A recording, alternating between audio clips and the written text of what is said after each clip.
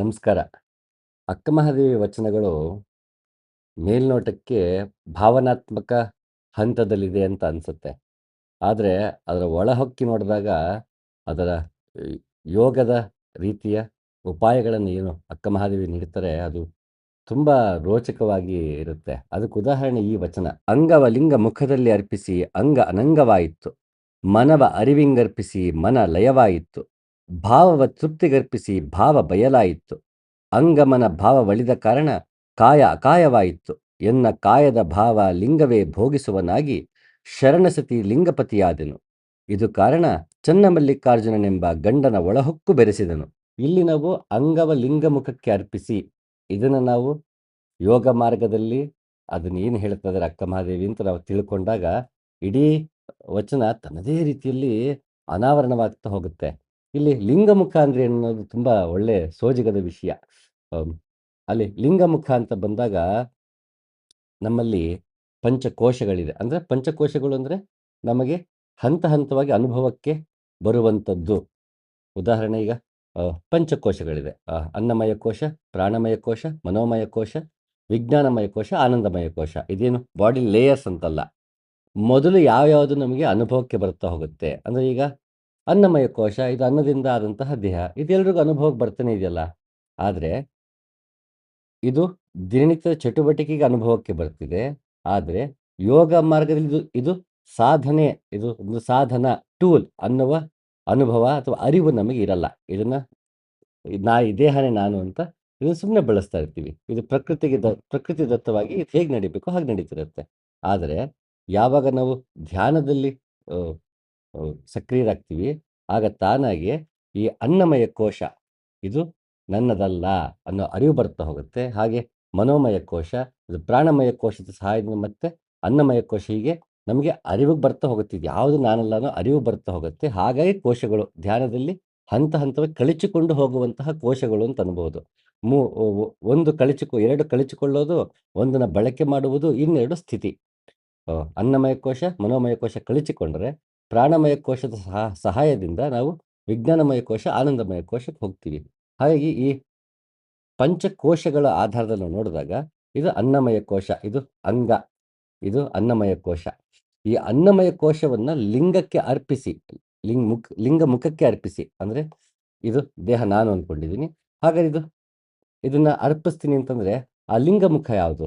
ಧೀರನಾದ ಯೋಗಿಯು ಆತ್ಮಧ್ಯಾನ ಸಾಧನದ ಮೂಲಕ ಪುರಾಣ ರೂಪ ಪಡೆದು ಇಂದ್ರಿಯಗಳಿಗೆ ಅಗೋಚರವಾಗಿ ಹೃದಯ ಕುಹರದಲ್ಲಿ ಗುಪ್ತವಾಗಿದ್ದು ಬುದ್ಧಿಯಲ್ಲಿ ನೆಲೆಸಿ ದೇಹದಲ್ಲಿ ವಾಸಿಸುತ್ತಾ ಸತ್ಯ ಸಾಕ್ಷಾತ್ಕಾರವಾಗಿ ಸುಖ ದುಃಖಗಳನ್ನು ಮೀರುತ್ತಾನೆ. ಹೃದಯ ಗುಹರದಲ್ಲಿ ಹೇಗೆ ಅಲ್ಲಮ ಗುಹೇಶ್ವರ ಲಿಂಗ ಅಂತ ಹೇಳ್ತಾನೆ. ಆ ಹೃದಯ ಕುಹರದಲ್ಲಿ ಆತ್ಮ ಸಾಕ್ಷಾತ್ಕಾರ ಪಡೆದು ಅಲ್ಲಿ ನೆಲೆ ನಿಲ್ತಾನೆ ಅಂತ ಈ ಶ್ಲೋಕ ಹೇಳ್ತಾ ಇದೆ. ಈ ಹೃದಯ ಕುಹರ ಅಂದೇನದು ನಾವು ಅರ್ಥ ಮಾಡ್ಕೊಂಡಾಗ ತಾನಾಗೆ ನಮಗೆ ಲಿಂಗ ಮುಖ ಅರ್ಥವಾಗುತ್ತೆ. ಹೆಬ್ಬೆರಳ ಗಾತ್ರದಲ್ಲಿದ್ದು ಭೂತ ಭವಿಷ್ಯತ್ ಕಾಲಗಳಿಗೆ ಅಧಿಪತಿಯಾದ ಪುರುಷನು ಹೊಗೆಯಿಲ್ಲದ ಅಗ್ನಿಯಂತಿಹನು. ಇಂದು ನಾಳೆಯೂ ಸಹ ಭೇದರಹಿತವಾದ ಈತನೇ ಇರುವನು. ಈತನೇ ಆ ಆತ್ಮ. ಹೃದಯ ಕುಹರದಲ್ಲಿ ಭಗವಂತ ಅಲ್ಲಿ ಅಗ್ನಿರೂಪದಲ್ಲಿದ್ದಾನೆ, ಅವನು ಅಂಗುಷ್ಟ ಗಾತ್ರದಲ್ಲಿದ್ದಾನೆ ಅಂತ ಶ್ಲೋಕ ಹೇಳ್ತಾ ಇದೆ. ಆ ಲಿಂಗ ಅಂತಂದ್ರೆ ಜ್ಯೋತಿ ಅಂತ. ಈ ಹೃದಯ ಅಂದ್ರೆ ಅನಾಹತ ಚಕ್ರ, ಹೃತ್ಕಮಲ ಅಂತೀವಿ ಅದನ್ನ. ನಮ್ಮ ದೇಹದಲ್ಲಿ 7 ಚಕ್ರಗಳಿದೆ. ಮೂಲಾಧಾರ, ಸ್ವಾಧಿಷ್ಠಾನ, ಮಣಿಪುರ, ಅನಾಹತ, ವಿಶುದ್ಧಿ, ಆಜ್ಞಾ ಮತ್ತೆ ಸಹಸ್ರಾರ. ಇದರಲ್ಲಿ 3 ಮೊದಲು ಮೂಲಾಧಾರ ಜಾಗೃತಿ ಮಾಡಿಕೊಂಡು ಇದು ಸ್ಕಿಪ್ ಮಾಡ್ಬೋದು. ಅದು ತಮ್ಮದೇ ಮಾರ್ಗಗಳಲ್ಲಿ ವ್ಯತ್ಯಾಸ ಆಗ್ತಾ ಹೋಗುತ್ತೆ. ಹಾಗೆ ಇವು 3 ಲೌಕಿಕಕ್ಕೆ ಸಂಬಂಧಪಟ್ಟಿದ್ದಾರೆ. ಮೂಲಾಧಾರ, ಸ್ವಾಧಿಷ್ಠಾನ, ಮಣಿಪುರ. ಅನಾಹತದಿಂದ ಅದು ನಮ್ಮನ್ನ ನಿಜವಾದ ಅಧ್ಯಾತ್ಮ ಸಾಧನೆ ಕಡೆ ಕರ್ಕೊಂಡು ಹೋಗುತ್ತೆ, ಆತ್ಮ ಸಾಕ್ಷಾತ್ಕಾರದ ಕಡೆಗೆ ಕರ್ಕೊಂಡು ಹೋಗುತ್ತೆ. ಹಾಗೆ ಇದು ಅನಾಹತ. ಇಲ್ಲಿಂದ ಕೆಳಗೆ 3 ಚಕ್ರಗಳಿದೆ, ಇಲ್ಲಿಂದ ಮೇಲೆ 3 ಚಕ್ರಗಳಿದೆ. ಹಾಗೆ ಇದು ಮಧ್ಯಮ ಶಕ್ತಿ ಅಂತಲೂ ಕರೀತಾರೆ. ಇದು ಮಧ್ಯಮ ಚಕ್ರ. ಇಲ್ಲಿಂದ ಕೆಳಗೆ ಲೌಕಿಕ, ಇಲ್ಲಿಂದ ಮುಂದಕ್ಕೆ ಅಲೌಕಿಕ, ಕೆಳಗೆ ಸಾಂಸಾರಿಕ, ಇಲ್ಲಿಂದ ಮೇಲಕ್ಕೆ ಆಧ್ಯಾತ್ಮಿಕ ಅಂತ ಅನ್ಬಹುದು. ಇಂತಹ ಹೃತ್ಕಮಲದಲ್ಲಿ ಭಗವಂತ ಅಂಗುಷ್ಟ ಗಾತ್ರದಲ್ಲಿ ಅಗ್ನಿರೂಪನಾಗಿದ್ದಾನೆ. ಹಾಗೆ ಅದು ಲಿಂಗಮುಖಿ. ಆ ಅಂಗವನ್ನ ಲಿಂಗಮುಖಕ್ಕೆ ಅರ್ಪಿಸಿ ಈ ಅನ್ನಮಯ ಕೋಶ, ಈ ದೇಹ ನಾನು ಅಲ್ಲ, ನನ್ನದು ಅಲ್ಲ ಅನ್ನೋ ಭಾವದಲ್ಲಿ, ಆ ಭಾವ ನಮಗೆ ಅನ್ನಮಯ ಕೋಶವನ್ನ ದಾಟಿದಾಗ ಅವು ಪ್ರಾಣಾಯಾಮ, ಪ್ರತ್ಯಾಹಾರ, ಧಾರಣೆ, ಧ್ಯಾನ, ಸಮಾಧಿ ಅಂತ ಯೋಗ ಮಾರ್ಗದಲ್ಲಿ ಹೋಗ್ತಾ ಹೋಗ್ತೀವಿ. ಆ ಹೋಗುವಾಗ ನಾವು ಈ ಅನ್ನಮಯ ಕೋಶ ನಾನಲ್ಲ. ಯಾಕೆಂದ್ರೆ ನಾನು ಕೂತಿದ್ದೀನಿ, ನಾನು ಪ್ರತ್ಯಾಹಾರ ಧಾರಣೆ ಮಾಡಿದೆ. ಆಗ ನಾನು ಹೇಗೆ ಕೂತಿದ್ದೀನಿ, ಯಾವ ರೀತಿ ಇದ್ದೀನಿ, ಇದ್ಯಾವುದು ಅರಿವಿಗೆ ಬರದಿರೋಂಥ ಒಂದು ಸ್ಥಿತಿ ಉಂಟಾಗಕ್ಕೆ ಶುರು ಆಗುತ್ತೆ. ಆಗ ಓಹ್! ಈ ದೇಹ ನಾನಲ್ಲ ತಾನಾಗಿ ಅರಿವಾಗುತ್ತೆ. ಅದು ಅರಿವಾಗೋದು ಯಾವಾಗ ಅಂದರೆ ಅನಾಹತದಲ್ಲಿ ನಾವು ಆ ಜ್ಯೋತಿಯ ಹತ್ತಿರಕ್ಕೆ ಹೋಗಕ್ಕೆ ಶುರು ಮಾಡಿದಾಗ, ಓಹ್! ಈ ದೇಹ ನಾನು ಅಲ್ಲ, ನನ್ನದು ಅಲ್ಲ. ಇದು ಈ ಈ ಜನ್ಮಕ್ಕೆ ಇದನ್ನು ನಾನು ಧರಿಸಿದ್ದೇನೆ. ಇದು ಈ ಜನ್ಮಕ್ಕಷ್ಟೇ ಅದು ಸತ್ಯ ಹೊರತು ಒಳಗಿನ ಆತ್ಮಕ್ಕೆ ಇದ್ಯಾವುದು ಅಂಟುವಿಕೆ ಇಲ್ಲ. ಅದು ಹೋದ ಜನ್ಮದಲ್ಲಿ ಬೇರೆ ದೇಹದಲ್ಲಿತ್ತು, ಅದು ಹೋದ ಜನ್ಮ ಬೇರೆ ದೇಹದಲ್ಲಿತ್ತು, ಅದು ಯಾವುದೋ ಪ್ರಾಣಿಯಲ್ಲಿತ್ತು, ಹಕ್ಕಿನಲ್ಲಿತ್ತು, ಯಾವುದೋ ಕ್ರಿಮಿಕೀಟದಲ್ಲಿತ್ತು. ಈ ಜನ್ಮದಲ್ಲಿ ಈ ಮಾನವ ಜನ್ಮ ಸಿಕ್ಕಿದೆ. ಹಾಗಾಗಿ ಈ ದೇಹವು ಬದಲಾವಣೆಗೆ ಒಳಗಾಗುತ್ತಿದೆ. ಇದು ನಿತ್ಯವಲ್ಲ, ಇದು ಅನಿತ್ಯ.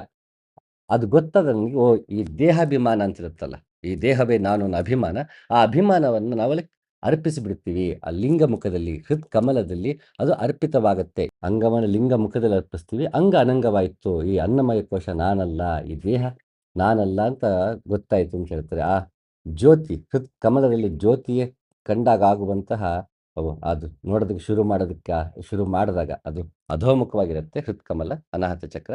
ಹೀಗೆ ಊರ್ಧ್ವಮುಖವಾಗಿ ಅದು ಮೇಲ್ತಿರುಗ್ತಾ ಹೋಗುತ್ತೆ. ಆ ತಿರುಗುವ ದಾರಿಯಲ್ಲಿ, ಅದು ತಿರುಗುವ ಇದರಲ್ಲಿ ಪ್ರಾಸೆಸ್ಸಲ್ಲಿ ನಮಗೆ ದೇಹಾಭಿಮಾನ ಕಳ್ಸ್ಕೊಳ್ತಾ ಹೋಗ್ತೀವಿ. ಇದನ್ನೇ ಕಬೀರದಾಸರು ತುಂಬ ಚೆನ್ನಾಗಿ ಹೇಳ್ತಾರೆ. ಯೋಗಿಯಾಗುತ್ತಲೇ ಜ್ಯೋತಿಯ ಕಂಡೆನು ಹೋಯಿತು ದ್ವೈತ ಭಾವ. ಜ್ಯೋತಿ ಪರಂಜ್ಯೋತಿಯ ಸೇರಲು ಬ್ರಹ್ಮವಾಯಿತು ಈ ಜೀವ. ಜ್ಯೋತಿ ಏನಿದೆ ಅದು ಒಳಗೆ ಕಂಡು ತಾನೇ ಬೆರೆತು ಹೋದಂಥ ಸ್ಥಿತಿಯನ್ನ ಕಬೀರದಾಸರು ಹೇಳ್ತಿದ್ದಾರೆ. ಅಲ್ಲಿ ಮೊದಲು ಅಂಗ ಅನಂಗವಾಗಬೇಕು. ಆ ಲಿಂಗ ಮುಖದಲ್ಲಿ ನಾವು ಪ್ರತ್ಯಾಹಾರ ಮಾಡಿಕೊಂಡು ಧ್ಯಾನದಲ್ಲಿದ್ದಾಗ ಅಲ್ಲಿ ಜ್ಯೋತಿ ಕಾಣಬೇಕು, ತೈಲವಿಲ್ಲದ ಜ್ಯೋತಿ. ಅದು ಕಾಣಕ್ಕೆ ಶುರು ಆದಾಗ ನಾವು ದೇಹಾಭಿಮಾನವನ್ನು ಕಳ್ಸ್ಕೊತೀವಿ. ತದನಂತರ ಅದಕ್ಕೆ ಹೋಗಿ ಪತಂಗ ಹೇಗೆ ದೀಪದ ಹತ್ರ ಹೋಗಿ ಅದು ದೀಪವನ್ನು ತಾಕಿ ಸುಟ್ಟು ಹೋಗುತ್ತೋ, ಹಾಗೆ ನಮ್ಮಲ್ಲಿರುವ ಅಜ್ಞಾನ, ದೇಹಾಭಿಮಾನ, ಅಹಂಕಾರ, ಮಮಕಾರಗಳೆಲ್ಲ ಸುಟ್ಟು ಬರೀ ಬೆಳಕಷ್ಟೇ ಉಳಿಯುವಂತಹ ಸ್ಥಿತಿಯನ್ನ ಇಲ್ಲಿ ನಮಗೆ ಕಬೀರದಾಸರು ಕಟ್ಕೊಡ್ತಾ ಇದ್ದಾರೆ. ಅಷ್ಟದಳ ಕಮಲದ ಮೇಲ್ಪ ನಿಶೂನ್ಯದ ಮರ್ಮವ ನರಿಯದೆ ಪ್ರಾಣಲಿಂಗವೆಂದೆಂಬರು. ಸಂತೆಯ ಸುದ್ದಿಯ ವಂಚಕರು ಅಂಗದಧ್ಯಯನಕ್ಕೆ ಲಿಂಗವನ್ನು ಅರಸುವ ಭಂಗಿತರೇನೆಂಬೆ ಗುಹೇಶ್ವರ. ಈ ಅಷ್ಟದಳದ ಕಮಲ ಅಂದ್ರೆ ಅನಾಹತ ಚಕ್ರ ಅಲ್ಲಿದ್ಯಪ್ಪ. ಅಲ್ಲಿ ನಮಗೆ ನಾವು ಪ್ರಾಣಲಿಂಗದ ಸಹಾಯದಿಂದ ಪ್ರಾಣ ಅಪಾನ ಏನಿದೆ ಅದರ ಸಹಾಯದಿಂದ, ನಾವು ಪ್ರಾಣಮಯ ಕೋಶದ ಸಹಾಯದಿಂದ ನಾವು ಹೋದಾಗ, ಯಾವುದು ನೀವು ಪ್ರಾಣಲಿಂಗ ಅಂತ ಅದಲ್ಲ, ಒಳಗೆ ಪ್ರಾಣಲಿಂಗ ಬೇರೆ ಇದೆ. ಅದನ್ನು ಸುಖಾಸುಮ್ಮನೆ ಯಾವುದನ್ನು ಪ್ರಾಣಲಿಂಗ ಅಂತಿರಲ್ಲಪ್ಪ. ಇಲ್ಲ, ಅಷ್ಟದಳ ಕಮಲ ಇದೆ, ಅಲ್ಲಿ ನಿಶೂನ್ಯ ಇದೆ. ಅಷ್ಟದಳ ಕಮಲದ ಮೇಲಿಪ್ಪ ನಿಶೂನ್ಯದ ಮರ್ಮವ ನರಿಯದೇ ಪ್ರಾಣಲಿಂಗವೆಂಬರು. ಅದು ಪ್ರಾಣಲಿಂಗ ಇನ್ನೂ ಅದು ಅನುಭವಕ್ಕೆ ಬಂದಿಲ್ಲ. ಮತ್ತೆ ಪ್ರಾಣಲಿಂಗ ಅನ್ನೋದು ಮತ್ತೆ ಜ್ಯೋತಿ ಅಷ್ಟದಳ ಕಮಲದಲ್ಲಿ ನಿಶೂನ್ಯವಿದೆ. ಅಲ್ಲಿ ಎಲ್ಲವೂ ಸುಟ್ಟು ಹೋಗುತ್ತೆ. ಹಾಗಾಗಿ ಅಲ್ಲಿ ಅಂಗ ದೇಹಾಭಿಮಾನ ಏನಿದೆ, ಅಂಗ ಹೋಗಿ ಅನಂಗವಾಯಿತಲ್ಲಿ ದೇಹಾಭಿಮಾನ ಅನ್ನೋದು ಸುಟ್ಟು ಹೋಯಿತು. ಆಗ ಅಂತಹ ಪ್ರಾಣಲಿಂಗ ಅದು ಅಂತ ಅಲ್ಲಮಪ್ರಭು ಕೂಡ ಅದನ್ನ ಹೇಳ್ತಾರೆ. ಅಂಗದ ಕಳೆಯಲೊಂದು ಲಿಂಗವ ಕಂಡೆ, ಲಿಂಗದ ಕಳೆಯಲೊಂದು ಅಂಗವ ಕಂಡೆ. ಅಂಗ ಲಿಂಗ ಸಂದಣಿಯ ನರಿಸಿ ಕಂಡಿ ನೋಡಿರೆ, ಇಲ್ಲಿಯೇ ಇದಾನಿ ಶಿವನು ಬಲ್ಲೆಡೆ ಇರಿಸಿಕೊಳ್ಳಿರೆ. ಕಾಯ ಒಳಿದ ಮುನ್ನ ನೋಡಬಲ್ಲಡೆ, ಗುಹೇಶ್ವರ ಲಿಂಗಕ್ಕೆ ಬೇರೆ ಠಾವುಂಟೆ ಹೇಳಿರೆ. ಇಲ್ಲಿ ಅಕ್ಕ ಮಹಾದೇವಿ ಲಿಂಗಕ್ಕೆ ಲಿಂಗಮುಖಕ್ಕೆ ಅಂಗವನ್ನು ಅರ್ಪಿಸಿದ ನಂತರ ಅಂಗ ಅನಂಗವಾಯಿತು ಅಂತ ಹೇಳಿದ್ರೆ, ಇಲ್ಲಿ ಉಲ್ಟ ಹೇಳ್ತಾನೆ ಅಲ್ಲಮಪ್ರಭು. ಇಲ್ಲಿ ಅಂಗ ಕಳೆಯಲೊಂದು ಲಿಂಗವ ಕಂಡೆ, ಮೊದಲು ದೇಹಾಭಿಮಾನ ಕಳ್ಸ್ಕೊಂಡ್ಮೇಲೆ ಜ್ಯೋತಿ ಕಾಣ್ತು ಅಂತಾರೆ. ಅಲ್ಲಿ ಜ್ಯೋತಿಯಲ್ಲಿ ಅಂಗವನ್ನ ಕಳೆದೆ ಅಂತಾರೆ. ಎರಡು ಮಾರ್ಗವೂ ಇದೆ, ಎರಡೂ ಸರಿಯೇ. ಹಾಗಿಲ್ಲಿ ಒಳಗಿನ ಜ್ಯೋತಿಯಲ್ಲಿ ಅಭಿಮಾನ ಕಳಚಿ ಹೋಗುತ್ತೆ.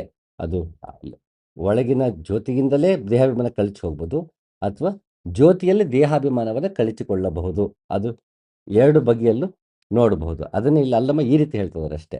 ಅಂಗದ ಕಳೆಯಲೊಂದು ಲಿಂಗವ ಕಂಡೆ, ಲಿಂಗದ ಕಳೆಯಲೊಂದು ಅಂಗವ ಕಂಡೆ. ಇಲ್ಲಿ ದೇಹವನ್ನು ಮೂರು ಥರ ನೋಡ್ಬೋದು ನಾವು. ಇದು ಸ್ಥೂಲ ಶರೀರ, ಆಮೇಲೆ ಸೂಕ್ಷ್ಮ ಶರೀರ, ಕಾರಣ ಶರೀರ ಅಂತ.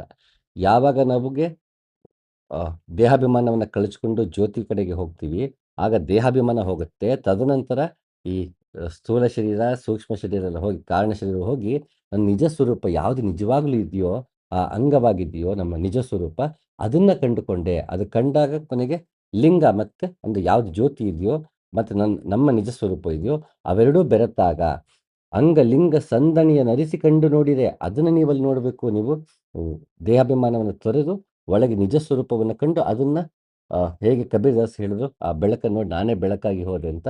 ಅಲ್ಲಿ ಪೂರ್ತಿ ಸಮರ್ಪಣಾ ಭಾವ ಬರಬೇಕು. ಹಾಗಾಗಿ ಇದು ಅಂಗಲಿಂಗದ ಒಂದು ನಂಟದು. ಅದನ್ನ ಅಲ್ಲಮಪ್ರಭು ಅಷ್ಟು ಚೆನ್ನಾಗಿ ನಮ್ಗೆ ಕಟ್ಟಿಕೊಡ್ತಾರೆ. ಒಡಲೊಳಗಿದ್ದು ಒಡಲಿಂಗಾಧಾರವಾಗಿ ಒಡಲ ಸೋಂಕದೆ ಒಡಲ ಬೆಳಗುವ ಪರಿಯ ನೋಡ, ಬೆಳಗಿಂಗೆ ಬೆಳಗಾಗಿ ಬೆಳಗುವ ಪರಿಯ ನೋಡ, ಪರಮಚೈತನ್ಯ ನಿರಾಳ ಗುಹೇಶ್ವರ ಲಿಂಗವ ನೋಡ. ಒಳಗೆ ಬೆಳಕನ್ನ ಕಂಡು ಹೇಗೆ ಹೇಳ್ತಾರೆ, ಒಡಲೊಳಗೆ ಇದ್ದು ಒಡಲನ್ನ ಸೋಂಕ್ತಿಲ್ವಂಥದ್ದು. ಅಷ್ಟು ಪ್ರಕಾರವಾಗಿ ಇದು ಬೆಳಕಾಗಿದೆ, ಅಗ್ನಿ ಸ್ವರೂಪನಾಗಿ ಕಾಣ್ತಾ ಇದೆ. ಆದರೆ ಬೆಂಕಿ ಅಂದ ತಕ್ಷಣ, ಅಗ್ನಿ ಅಂದ ತಕ್ಷಣ ಸುಡ್ಬೇಕು ನಮ್ಮನ್ನ. ಇದು ದೇಹವನ್ನ ಸುಡ್ತಾ ಇಲ್ಲ ಅದು. ಅಂತಹ ಬೆಂಕಿ ಅಷ್ಟೆಲ್ಲ ಪ್ರಕಾಶಮಾನವಾಗಿದೆ, ಆದರೆ ನನ್ನ ಸುಡ್ತಾ ಇಲ್ಲ ಅಂತ. ಇದನ್ನೇ ಆ, ಮರದೊಳಗಣ ಮಂದಾಗ್ನಿಯ ಉರಿಯದಂತಿರಿಸಿದೆ, ನೆರವಾಲೊಳಗೆ ತುಪ್ಪವ ಕಂಪಿಲ್ಲದಂತಿರಿಸಿದೆ, ಶರೀರದೊಳಗೆ ಆತ್ಮನನ್ನು ಆರು ಕಾಣದಂತಿರಿಸಿದೆ, ನೀ ಬೆರೆಸದ ಭೇದಕ್ಕೆ ಬೆರಗಾದನಯ್ಯ ರಾಮನಾಥ ಅಂತ ವಚನಕಾರ ಹೇಳ್ತಾನೆ. ಅಲ್ಲಿ ಮರ ಇದೆ, ಅದರಲ್ಲಿ ಅದನ್ನ ಹಚ್ಚಿದ್ರೆ ಬೆಂಕಿ ಹತ್ತುರಿಯುತ್ತೆ. ಅದಕ್ಕೆ ಬೇಕಿರೋಂಥ ಅದು ಬೆಂಕಿಗೆ ತಾಕಿ ಉರಿಯೋದಕ್ಕೆ ಬೇಕು ಎಲ್ಲ ಗುಣಗಳು ಮರದಲ್ಲಿದೆ. ಮರದೊಳಗಣ ಮಂದಾಗ್ನಿಯ ಉರಿಯದಂತಿರಿಸಿದೆ, ನೊರೆವಾಲೊಳಗೆ ತುಪ್ಪವ ಕಂಪಿಲ್ಲದಂತಿರಿಸಿದೆ. ಹಾಲಿಂದನೇ ಅದು ಮೊಸರಾಗಿ ಮತ್ತೆ ಮಜ್ಜಿಗೆ ಮಾಡಿ ಕಡಿತೀವಿ, ಬೆಣ್ಣೆ ಬರುತ್ತೆ. ಅದನ್ನ ಮತ್ತೆ ಕಾಯಿಸಿದ್ರೆ ತುಪ್ಪ ಆಗುತ್ತೆ. ಆದರೆ ಹಾಲಲ್ಲಿ ತುಪ್ಪದ ವಾಸನೆ ಇಲ್ಲ. ಹೀಗೆ ಶರೀರದೊಳಗೆ ಆತ್ಮನನ್ನು ಯಾರು ಕಾಣದಂತಿರಿಸಿದೆ. ಅದಿದೆ, ಬಟ್ ಅದು ಕಾಣ್ತಾ ಇಲ್ಲ. ನೀ ಬೆರೆಸಿದ ಭೇದಕ್ಕೆ ಬೆರಗಾದನಿಯ ರಾಮನಾಥ ಅಂತ ಅಲ್ಲೂ ಕೂಡ ಮರದೊಳಗಣ ಮಂದಾಗ್ನಿಯ ಉರಿಯದಂತಿರಿಸಿದೆ ಅಂತ ಹೇಳ್ಬೇಕಾದ್ರೆ ಅಲ್ಲಮ್ಮ ಕೂಡ ಅದನ್ನ ಹೇಳ್ತಾನೆ. ಒಡಲೊಳಗೆ ಇದೆ, ಆದರೆ ಒಡಲನ್ನು ತಾಕ್ತಾ ಇಲ್ಲ ಅದು. ಅದು ಅನುಭವಕ್ಕೆ ಬರಲ್ತಾ ಇಲ್ಲ. ಈ ಮಾಮೂಲಿ ನಮ್ಮ ಕಣ್ಣಿಗೆ ಕಾಣುವ ದೇಹ ಏನಿದೆ, ಇದಕ್ಕೆ ಅದು ಅನುಭವಕ್ಕೆ ಬರುತ್ತಿಲ್ಲ. ಒಳಗೆ ಹೋಗಿ ಅನುಭವ ಬರೆಸೋದ ತಕ್ಷಣ ಈ ದೇಹ ಅನುಭವಕ್ಕೆ ಬರಲ್ಲ. ಪ್ರತ್ಯಾಹಾರ ಆಗಿ ಧಾರಣೆಯಲ್ಲಿ ನಾವೇ ಧ್ಯಾನಸ್ಥರಾಗ್ತಾ ಸಮಾಧಿಗೆ ಹೋಗ್ತಾ ಹೋಗ್ತಾ ಈ ದೇಹ ನಮಗೆ ಅನುಭವಕ್ಕೆ ಬರಲ್ಲ. ಕಣ್ಣು ಬಿಟ್ಟು ಹೊರಗಡೆ ಇದ್ದಾಗ ಒಳಗಿನ ದೇಹ ಅನುಭವಕ್ಕೆ ಬರಲ್ಲ. ಇದನ್ನ ಅಷ್ಟು ಚೆನ್ನಾಗಿ ಅಲ್ಲಮಪ್ರಭು ನಮಗೆ ಅಷ್ಟು ಚೆನ್ನಾಗಿ ಕಟ್ಟಿಕೊಡ್ತಾರೆ. ಅಂಗವ ಲಿಂಗ ಮುಖದಲ್ಲಿ ಅರ್ಪಿಸಿ ಅಂಗ ಅನಂಗವಾಯಿತು, ಮನವ ಅರಿವಿಂಗರ್ಪಿಸಿ ಮನಲಯವಾಯಿತು. ಇದು ತುಂಬಾ ಚೆನ್ನಾಗಿದೆ. ಮನಸ್ಸನ್ನ ಅರಿವಿಂಗೆ ಅರ್ಪಿಸಿ ಮನಲಯವಾಯಿತು ಅಂತಾರೆ. ಎಷ್ಟು ಸೊಗಸಾಗಿದೆ. ಇದನ್ನ ಸರಹಪದ ತುಂಬಾ ಚೆನ್ನಾಗಿ ಹೇಳ್ತಾನೆ. ಕಾಯ ನಾವೇ, ಮನವೇ ಹುಟ್ಟು, ಹಿಡಿ ಸದ್ಗುರು ವಚನವೆಂಬ ಹುಟ್ಟ, ಚಿತ್ತವ ಸ್ಥಿರಗೊಳಿಸು ಹಿಡಿ ನಾವೆಯ, ಅನ್ಯ ಉಪಾಯದಿಂದ ಪಾರಾಗಲಾರೆ. ಈ ದೇಹವೇ ನಾವೇ ಅಂತೆ, ದೋಣಿ ಅಂತೆ. ಇಲ್ಲಿ ಮನಸ್ಸನ್ನು ಹುಟ್ಟು ಅದನ್ನ ನಿಗ್ರಹದಲ್ಲಿ ಇಡಬೇಕಪ್ಪ. ಅದನ್ನ ಚಿತ್ತವನ್ನ ಹಿಡಿಬೇಕು, ಅದು ಸ್ಥಿರ ನಿಲ್ಲಿಸ್ಬೇಕು. ಈ ಮನಸ್ಸು ಚಂಚಲ, ಎಲ್ಲೆಲ್ಲೋ ಓಡಾಡ್ತಾ ಇರುತ್ತೆ. ಇವತ್ತು ನಾಳೆಲಿ ಓಡಾಡ್ಕೊಂಡಿರುತ್ತೆ. ಅವ್ನು ಹಿಂಗಂದ, ಇವ್ರು ಹಿಂಗಂದ್ರು, ಹಂಗೆ ಮಾಡಬಾರ್ದಾಗಿತ್ತು, ಹಿಂಗೆ ಮಾಡಬಾರ್ದಾಗಿತ್ತು, ಹೀಗೆ ಓಡ್ತಿರುತ್ತೆ. ಇದರಿಂದ ನಮಗೆ ಸುಖ ದುಃಖಗಳ ಅನುಭವ ಆಗ್ತಿರುತ್ತೆ. ಅದನ್ನ ನಾವು ಶಾಂತಿ ನೆಮ್ಮದಿಯನ್ನು ಕಳ್ಕೊಳ್ತಾ ಹೋಗ್ತೀವಿ. ಅದನ್ನ ಹಿಡಿ, ಅದನ್ನ ಚಿತ್ತವನ್ನ ಸ್ಥಿರಗೊಳಿಸು. ಯೋಗ ಸೂತ್ರದಲ್ಲಿ ಪತಂಜಲಿ ಕೂಡ ಈ ಚಿತ್ತವೃತ್ತಿ ನಿರೋಧ ಮಾಡುವುದೇ ಯೋಗ ಅಂತೀನಿ. ಚಿತ್ತವೃತ್ತಿ ಅಂದ್ರೆ ಥಾಟ್ ಪ್ರೊಸೆಸ್ ಓಡಾಡ್ತಿರುತ್ತಲ್ಲ, ಅದರಿಂದ ನಿರೋಧ ಆಗೋದು, ಡಿಸ್ಅಸೋಸಿಯೇಟ್ ಆಗಬೇಕು. ಅದಾಗಬೇಕಂದ್ರೆ ಮನೋಲಯವಾಗಬೇಕು. ಅದಕ್ಕೆ ಹೇಳ್ತಾಳೆ ಅಕ್ಕಮಹಾದೇವಿ, ಮನಸ್ಸನ್ನ ಅರಿವಿಂಗೆ ಅರ್ಪಿಸಿ ಅಂತ. ಎಷ್ಟು ಸೊಗಸಾಗದನ್ನ ಕಟ್ಟಿಕೊಡ್ತಾರೆ ನೋಡಿ ಸರಳವಾದ ಕನ್ನಡದಲ್ಲಿ ಅಕ್ಕಮಹಾದೇವಿ. ಮನಸ್ಸನ್ನ ಅರಿವಿಂಗೆ ಅರ್ಪಿಸಿ ಅಂತ ಹೇಳ್ತಾರೆ. ಸಂಕಲ್ಪ ಪರಂಪರೆಗಳನ್ನು ಸರಿಯಾಗಿ ಭೇದಿಸುವುದರಲ್ಲಿ ಸರ್ವಕಾಲವೂ ಜಾಗರಿತವಾಗಿರುವ ಮನಸ್ಸು ಆಲಂಬನದ ನಾಶದಿಂದಾಗಿ ಕೃಶಗೊಳ್ಳುವುದು, ಮೆಲ್ಲ ಮೆಲ್ಲನೆ ಶಮನಗೊಳ್ಳುವುದು. ಸಂಕಲ್ಪ, ವಿಕಲ್ಪ, ನಿರ್ವಿಕಲ್ಪ ಅಂತ ನಾನು ಮುಂಚಿನ ಒಂದ್ಸಲ ಹೇಳಿದ್ದೆ. ಸಂಕಲ್ಪ ಅಂದ್ರೆ ಯಾವುದೋ ಒಂದು ಅನುಭವ ಆಗತ್ತೆ, ಯಾವುದೋ ಒಂದು ವಿಷಯ ಗೊತ್ತಾಗತ್ತೆ, ಯಾರೋ ವ್ಯಕ್ತಿ ಜೊತೆ ಒಡನಾಟ ಆಗತ್ತೆ, ಇದು ಹೀಗೇನೆ ಅಂತ ನಾವು ಸಂಕಲ್ಪ ಮಾಡ್ಕೊಂಡ್ಬಿಡ್ತೀವಿ. ಅದರ ಆಧಾರದ ಮೇಲೆ ಮತ್ತೆ ಬೇರೆ ವ್ಯಕ್ತಿ ಸಿಕ್ಕಿದಾಗ ಅದೇ ಥರ ನೋಡ್ತೀವಿ. ಮತ್ತೆ ಅದ ಒಂದು ಒಂದು ವಿಷಯ ಸಿಕ್ತು ಅಂದ್ರೆ ಬೇರೆ ವಿಷಯಗಳ ಮೇಲೆ ಈ ವಿಷಯದ ಅನುಭವವನ್ನೇ ಅಥವಾ ಅದು ಬೆಳೆಯುವಂಥ ಒಂದು ಒಪಿನಿಯನ್ನೇ, ಜಡ್ಜ್ಮೆಂಟ್ನೇ ಅದ್ರ ಮೇಲೆ ಹೇರಕ್ಕೆ ಶುರು ಮಾಡ್ತೀವಿ. ಅದು ಹೇಗಿದೆಯೋ ಹಾಗೆ ಸ್ವೀಕರಿಸದೆ ನಮ್ಮ ಅನುಭವಗಳ ಆಧಾರದ ಮೇಲೆ ಒಂದಷ್ಟು ಅಭಿಪ್ರಾಯ, ಮತಗಳನ್ನು ಹುಟ್ಟಾಕೋತೀವಿ. ನಾವು ಕಲ್ಪಿಸಿಕೊಂಡ ಮತವನ್ನು ಅಥವಾ ಸಂಕಲ್ಪವನ್ನು ಒಂದ್ರ ಮೇಲೆ ಮತ್ತೊಂದ್ರ ಮೇಲೆ ಹೇರೋದಕ್ಕೆ ಶುರು ಮಾಡ್ತೀವಿ. ಹಾಗೆ ಇದು ಸಂಕಲ್ಪವಾದರೆ ಒಂದ್ರ ಬಗ್ಗೆ ಒಂದು ಅಭಿಪ್ರಾಯ ಇಲ್ಲ, ನಾನಾ ಅಭಿಪ್ರಾಯಗಳು. ಇದು ವಿಕಲ್ಪ, ನೂರಾರು ಅಭಿಪ್ರಾಯಗಳು ಬಂದ್ಬಿಡುತ್ತೆ. ಕನ್ಫ್ಯೂಷನ್ ಆಗುತ್ತೆ, ಆ ಗೊಂದಲಗಳು ಶುರು ಆಗುತ್ತೆ. ಅದು ಸರಿನಾ, ಇದು ತಪ್ಪಾ, ಹೀಗೆ ಮಾಡ್ಬೇಕಿತ್ತ, ಹಾಗೆ ಮಾಡ್ಬೇಕಿತ್ತ, ಹೀಗೆ ಮಾಡಬಾರ್ದ, ಹಾಗೆ ಮಾಡಬಾರ್ದ, ಹೀಗೆ ನಾನಾ ರೀತಿಯ ಚಿಂತನೆಗಳು ಬಂದಾಗ ನಮಗೆ ಪ್ರಯಾರಿಟೈಸ್ ಮಾಡೋದಕ್ಕೆ, ಆಯ್ಕೆ ಮಾಡ್ಕೊಳ್ಳೋಕ್ಕೆ ಕಷ್ಟ ಆಗುತ್ತೆ. ಅದು ವಿಕಲ್ಪ. ಈ ಸಂಕಲ್ಪ, ವಿಕಲ್ಪ ಎರಡೂ ಇಲ್ಲದೆ ಇರುವಂಥದ್ದು ನಿರ್ವಿಕಲ್ಪ. ಆ ನಿರ್ವಿಕಲ್ಪಕ್ಕೆ ನಾವು ಹೋಗಬೇಕು ಅಂದರೆ ಮನಸ್ಸಿನ ಚಾಂಚಲ್ಯವನ್ನ, ಆ ಚಂಚಲತೆಯನ್ನು ನಾವು ಹೋಗಲಾಡಿಸ್ಬೇಕು. ಹಾಗೆ ಮನಸ್ಸನ್ನ ಅರಿವಿಗೆ ಅರ್ಪಿಸಬೇಕು. ಅಮನಸ್ಕದಲ್ಲಿ ಶಾಂತಿ ಸಮತೆಗಳೇ ಮಹಾಸುಖ, ಮಹಾಸುಖದಲ್ಲಿರುವವನಲ್ಲಿ ಎಂದು ಯಾವ ರಚನೆಗಳೂ ಉಳಿಯವು. ಮನವನ್ನು ಎದುರಾಗುವ ಮುನ್ನವೇ ಇದಿರು ತನ್ನಲ್ಲೇ ನಿರಸನಗೊಳ್ಳುವುದು. ಪ್ರತ್ಯಯ ರೂಪಿಯಾದ ಮನಸ್ಸು ನಿರ್ಮಲವೂ ಶುದ್ಧವೂ ಆಗಿದೆ. ಯಾವಾಗ ನಾವು ಮನಸ್ಸಿನ ಮಾತನ್ನು ಕೇಳದೇನೆ ಮನಸ್ಸಿಂದ ಮೀರಿ ಅಮನಸ್ಕ ಸ್ಥಿತಿಗೆ ಹೋಗಿದ್ದಾಗ ಶಾಂತಿ ನೆಮ್ಮದಿ ನೆಲೆಸುತ್ತೆ. ಆಗ ಎದುರು ಮನಸ್ಸಿಗೆ ಎದುರು ಏನೇ ಬಂದರೂ ವಸ್ತು, ವಿಷಯ, ವ್ಯಕ್ತಿ ಒಡನಾಟಕ್ಕೆ ಬಂದರೂ ನಮ್ಮಲ್ಲಿ ಸಂಕಲ್ಪ ಮತ್ತು ನಿರ್ವಿಕಲ್ಪ ಕೆಲಸ ಮಾಡಲ್ಲ. ಸಂಕಲ್ಪ ಮತ್ತು ವಿಕಲ್ಪ ಕೆಲಸ ಮಾಡಲ್ಲ. ನಿರ್ವಿಕಲ್ಪವಾಗಿ ಯಾವುದನ್ನು ಹೇಗೆ ನೋಡಬೇಕೋ ಹಾಗೆ ವಾಸ್ತವದಲ್ಲಿ ನೋಡುವಂತಹ ಬಗೆ. ಉದಾಹರಣೆ, ಬುದ್ಧ ಹೀಗೆ ಸತ್ಸಂಗದಲ್ಲಿರ್ತಾನೆ. ಒಬ್ಬ ವ್ಯಕ್ತಿ ಬಂದು ಕೋಪದಲ್ಲಿ ತುಂಬ ಬೈತಾನೆ ಬುದ್ಧನಿಗೆ. ಹ್ಮ್, ತುಂಬ ಹೊತ್ತು ಬೈತಾ ಹೋಗ್ತಾನೆ. ತುಂಬ ಆಕ್ರೋಶ, ಕ್ರೋಧ ಎಲ್ಲವನ್ನು ವ್ಯಕ್ತಪಡಿಸ್ತಾನೆ. ಬುದ್ಧ ಅದೇ ಒಂದು ಹಸನ್ಮುಖಿನಲ್ಲೇ ಹಾಗೇ ಇರ್ತಾನೆ. ಆತ ಎಷ್ಟಾಗತ್ತೋ ಅಷ್ಟು ಬೈದು ಅವನು ಆಯಾಸ ಆಗಿ ಇನ್ನು ಸಾಕಂತ ಅವನು ಬೈದಿದ್ದ ವ್ಯಕ್ತಿ ಹೋಗ್ಬಿಡ್ತಾನೆ. ಜೊತೆಗಿದ್ದವ್ರು ಕೇಳ್ತಾರೆ, ನೀನು ಅವ್ನು ಬರೋಕ್ಕೂ ಮುಂಚೆ ಇದೇ ಹಸನ್ಮುಖಿಯಾಗಿದ್ದಿ, ಅವನು ಬಂದು ಬೈದಾಗಲೂ ಹಸನ್ಮುಖಿಯಾಗಿದ್ದ ಇದೆಯಾ, ಅವನು ಹೋದ್ಮೇಲೆ ಹಸನ್ಮುಖಿಯಾಗಿ ಇದೆಯಾ, ನಿನ್ನಲ್ಲಿ ಏನು ವ್ಯತ್ಯಾಸ ಕಾಣಿಸ್ತಿಲ್ಲ, ಇದು ಹೇಗೆ ಸಾಧ್ಯ ಅಂತ. ಆಗ ಬುದ್ಧ ಚೆನ್ನಾಗಿ ಹೇಳ್ತಾನೆ, ನೀನು ಚೀಲ ಹಿಡ್ಕೊಂಡಿಗೆ ಬರ್ತೀಯಾ, ನಿನ್ಗೆ ಯಾರು ಚೀಲಕ್ಕೇನೋ ವಸ್ತು ಕೊಡ್ತಾರೆ, ನೀ ಚೀಲದಲ್ಲಿ ಸ್ವೀಕರಿಸ್ತೀಯ, ಆಗ ನಿನ್ನ ಚೀಲ ತುಂಬುತ್ತೆ. ಅದೇ ಒಬ್ಬ ವ್ಯಕ್ತಿ ತಂದಿರೋ ಕೊಡಕ್ಕೆ ಬರ್ತಾನೆ, ನೀನು ನಿನ್ನ ಚೀಲವನ್ನ ಭಿಕ್ಷಾಟನೆ ಬಳಸೋ ಚೀಲ ಏನಿರುತ್ತೆ ಬಿಕ್ಕುಗಳ ಹತ್ರ, ಅದು ನೀನು ತೆಗೆದು ಕೊಡಲಿಲ್ಲ ಅವನಿಗೆ, ಅದು ನೀನು ಸ್ವೀಕರಿಸಿಲ್ಲ ಆ ವ್ಯಕ್ತಿಯಿಂದ ಅಂದರೆ ನಿನ್ನ ಚೀಲ ಖಾಲಿನೇ ಇರುತ್ತೆ. ಹಾಗೆ ಆತ ಬಂದ ತನ್ನ ಕೋಪವನ್ನೆಲ್ಲ ನನಗೆ ಕೊಟ್ಟ, ನಾನು ಆ ಕೋಪವನ್ನು ಸ್ವೀಕರಿಸಲೇ ಇಲ್ಲ, ಹಾಗಾಗಿ ಆ ಕೋಪವನ್ನು ಅವನೇ ತಗೊಂಡು ಹೋದ, ನನಗೇನೂ ವ್ಯತ್ಯಾಸ ಆಗಲಿಲ್ಲ ಅಂತ ಬುದ್ಧ ಅಂತಾನೆ. ಅದು ಅರಿವು. ಅಂತಹ ಅರಿವು ಆ ನಿರ್ವಿಕಲ್ಪದಲ್ಲಿ ನಮಗದು ಸಿಗತ್ತೆ. ಪ್ರಪಂಚದ ಒಡನಾಟದಲ್ಲಿ ನಮಗೆ ಯಾವುದೇ ರೀತಿ ತಳಮಳಗಳಾಗದೇ ಇರುವಂಥ ಸ್ಥಿತಿ. ಅಲ್ಲಿ ಯಾವಾಗ ಅದನ್ನ ಮನಸ್ಸನ್ನ ಅಲ್ಲಿ ಅರಿವಿಗೆ ಅರ್ಪಿಸ್ತೀವಿ, ಆಗ ಮನಸ್ಸು ಲಯವಾಗತ್ತೆ. ಅಲ್ಲಿ ಇದನ್ನು ಕೆಲಸ ಮಾಡಲ್ಲ. ಸಂಕಲ್ಪ ವಿಕಲ್ಪಗಳಲ್ಲಿ ಮನಸ್ಸು ತೊಳಲಾಡಲ್ಲ. ನಾವೇ ಮನಸ್ಸು ಅಂತ ಅನ್ಕೊಂಡಿರ್ತೀವಿ. ನಾವು ಈ ದೇಹ ನಾನಲ್ಲ ಅಂತ ಗೊತ್ತಾಯ್ತು ಅಲ್ಲಿ ಲಿಂಗಮುಖಕ್ಕೆ ಅರ್ಪಿಸಿದಾಗ. ತದನಂತರ ನಾವು ಅರಿವಲ್ಲಿ ಮನಸ್ಸನ್ನು ಅರ್ಪಿಸಿದಾಗ ಮನೋಲಯವಾಗತ್ತೆ. ಒಂದು ದೇಹಾಭಿಮಾನ ಹೋಗುತ್ತೆ. ಈ ದೇಹ ನಾನಲ್ಲ ಅನ್ನೋದು ಅರ್ಥ ಆಗತ್ತೆ. ನಂತರ ಈ ಮನಸ್ಸು ನನ್ನದಲ್ಲ, ಇದು ನಾನಲ್ಲ, ಮನಸ್ಸು ನನ್ನ ಮೇಲೆ ಹೇರಲ್ಪಟ್ಟಿದೆ, ಮನಸ್ಸು ಹೇಳಿದಾಗೆ ನಾನು ಕೇಳಬೇಕು ಅಂತಿಲ್ಲ. ಹಾಗಾಗಿ ಮನಸ್ಸನ್ನು ಅರಿವಿಗೆ ಅರ್ಪಿಸಿ ನನ್ನ ಪಾಡಿಗೆ ನಾನಿದ್ದೀನಿ. ಮನಸ್ಸಿನ ಯಾವ ತಳಮಳಗಳು, ಏರುಪೇರುಗಳು ನನಗೆ ಘಾಸಿ ಆಗ್ತಾ ಇಲ್ಲ, ನನಗದ್ರ ಮೇಲೆ ಅದರಿಂದ ಪರಿಣಾಮ ಆಗ್ತಾ ಇಲ್ಲ. ಅಲ್ಲಿ ಮನೋಲಯವಾಗುತ್ತೆ. ಹೀಗಾಗಿ ಇಲ್ಲಿ ಅರಿವಿಗೆ ಅರ್ಪಿಸುವುದು ತುಂಬ ಸುಲಭ, ತುಂಬ ಅವಶ್ಯಕ. ಹಾಗಾದ್ರೆ ಈ ಅರಿವಂದ್ರೆ ಏನು? ನಿಮ್ಮಲ್ಲಿ ನೀವು ತಿಳಿದು ನೋಡಿರಿ ಅನ್ಯವಿಲ್ಲ ಕಾಣಿರಣ್ಣ. ಅರಿವು ನಿಮ್ಮಲ್ಲಿಯೇ ತದ್ಗತವಾಗಿಯದೆ. ಅನ್ಯ ಭಾವವ ನೆನೆಯದೆ ತನ್ನೊಳಗೆ ತಾನೆಚ್ಚರವಾಗಿರಬಲ್ಲಡೆ ತನ್ನಲ್ಲಿಯೇ ತನ್ಮಯ ಗುಹೇಶ್ವರ ಲಿಂಗವು. ಏನಿದು ತನ್ನಲ್ಲೇ ತಾನು ಅರಿವಲ್ಲಿ ನಿಂತರೆ ಅಂತ? ಈಗ ಉದಾಹರಣೆ, ಹಗ್ಗ ಮತ್ತು ಹಾವು ತುಂಬ ಪ್ರಖ್ಯಾತವಾದ ಉದಾಹರಣೆ. ಅದೇ ತಗೊಳ್ಳೋಣ. ನನಗೆ ಅದು ಹಗ್ಗ ಅನ್ನೋ ಅರಿವು ನನಗಿಲ್ಲ. ಕತ್ಲೆ ಅರೆಬೆಳಕಿದೆ, ಅರೆಬೆಳಕಿದೆ, ಟ್ವೈಲೈಟ್ ಝೋನ್ ಅಂತ ಅಂದ್ಕೊಳ್ಳೋಣ. ಅಲ್ಲಿ ನನಗೆ ಸ್ಪಷ್ಟವಾಗಿ ಕಾಣಿಸ್ತಾ ಇಲ್ಲ. ಅಲ್ಲಿ ಹಗ್ಗ ಇದೆ, ಅದು ಹಾವು ಅಂದ್ಕೊಂಡಾಗ ಭಯ ಆಗತ್ತೆ. ಯಾವಾಗ ಬೆಳಕಲ್ಲಿ ನೋಡಿದಾಗ ಓ ಇದು ಹಗ್ಗ ಹಾವಲ್ಲ ಅಂತ ಗೊತ್ತಾಗತ್ತೆ, ಭಯ ಹೋಗ್ಬಿಡುತ್ತೆ. ಅದ ಅದೇ ಹಗ್ಗ ಮತ್ತೆ ಹಾವು, ಅಲ್ಲಿ ಹಾವು ಇರಲೇ ಇರಲಿಲ್ಲ. ಅದು ಹಗ್ಗ ಸತ್ಯ ಅಲ್ಲ, ಹಾವು ಸತ್ಯ ಅಲ್ಲ, ಮಾಯೆ ಅಂತಲ್ಲ. ಆ ಅಜ್ಞಾನ ನಮಗೆ ಹಗ್ಗವನ್ನು ಹಾವಿನ ಹಾಗೆ ತೋರಿಸುತ್ತದೆ. ಅದನ್ನ ನಿಜ ಅಂದುಕೊಂಡ ನಾವು ಭಯಕ್ಕೆ ಒಳಗಾಗ್ತೀವಿ. ಯಾವಾಗ ನನಗೆ ಜ್ಞಾನ ಬರುತ್ತೆ, ಅದು ಹಗ್ಗನೇ ಯಾವಾಗಲೂ ಹಗ್ಗವೇ ಆಗಿತ್ತು, ನಾನು ಹಾವು ಕೂಡ ಅದೇ ರೀತಿ ಹಿಂಗೆ ಹೀಗೆಲ್ಲ ಅಂಕು ಡೊಂಕಾಗದು ಮಲಗಿರುತ್ತೆ, ಹಗ್ಗ ಕೂಡ ಅಂಕು ಡೊಂಕಾಗಿರುತ್ತೆ. ನನ್ನ ಸಂಕಲ್ಪ ಏನಿತ್ತು ಆ ರೀತಿ ಇರುವುದೆಲ್ಲ ಹಾವು ಅಂತ ಅಂದ್ಕೊಂಡಿತ್ತು. ಹಾಗಾಗಿ ಹಾವನ್ನ ತಂದು ಹಗ್ಗದ ಮೇಲೆ ಆರೋಪ ಮಾಡ್ತು. ಈ ಸಂಕಲ್ಪ ಆರೋಪ ಮಾಡ್ತು. ಆ ಸಂಕಲ್ಪವನ್ನೇ ನಿಜ ಅನ್ಕೊಂಡು ಹಗ್ಗವನ್ನು ಹಾವು ಅನ್ಕೊಂಡು ಭಯಪಟ್ವಿ. ಯಾವಾಗ ನನಗೆ ನಿರ್ವಿಕಲ್ಪನಾಗಿರ್ತೀನಿ, ಅರಿವಿನಿಂದ ಇರ್ತೀನಿ, ಆಗ ಹಗ್ಗವಾಗಿ ಕಾಣಿಸುತ್ತೆ, ಹಾವು ಹಾವಾಗೆ ಕಾಣಿಸುತ್ತೆ. ಹಗ್ಗವೂ ಮಾಯ ಆಗಲ್ಲ, ಹಾವು ಮಾಯ ಆಗಲ್ಲ. ಅಲ್ಲಿ ಹಾವು ಹಾವಾಗಿ, ಹಗ್ಗ ಹಗ್ಗವಾಗಿ ಕಾಣಿಸುತ್ತೆ ಹೊರತು ಯಾವುದು ಮಾಯ ಆಗಲ್ಲ. ಮಾಯೆಯಿಂದಾಗಿ ನಮಗೆ ಹಗ್ಗ ಹಾವಾಗಿ, ಹಾವು ಹಗ್ಗವಾಗಿ ಕಾಣಿಸುತ್ತೆ ಅಂತ ಹೇಳಿದ ಹೊರತು ಹಗ್ಗ ಮತ್ತು ಹಾವು ಅನ್ನೋದೇ ಇಲ್ಲ, ಅದು ಮಾಯೆ ಅಂತ ಹೇಳಿದ್ದಲ್ಲ. ಇದು ಆಗಬೇಕು, ನಮಗೆ ಅರಿವಿರಬೇಕು, ನಮ್ಮಲ್ಲಿ ನಾವು ಎಚ್ಚರದಿಂದ ಇರಬೇಕು. ಉದಾಹರಣೆ, ಈಗ ಬೆಳಿಗ್ಗೆ ಒಂದು 10 ಗಂಟೆಗೆ ರಾತ್ರಿ 10 ಗಂಟೆಗೆ ಬಸ್ ಇದೆ ಅಂತ ಅನ್ಕೊಳ್ಳೋಣ. ರಾತ್ರಿ 10 ಗಂಟೆಗೆ ಬಸ್ ನಮಗದು ಅರಿವಲ್ಲೇ ಇದ್ದಾಗ, ನಾನು ಆಫೀಸಿಂದ ಸ್ವಲ್ಪ ಬೇಗ ಬರ್ತೀನಿ, ಬೇಗ ರೆಡಿ ಆಗ್ತೀನಿ, ಬೇಗ ಲಗೇಜೆಲ್ಲ ಪ್ಯಾಕ್ ಮಾಡ್ಕೋತೀನಿ.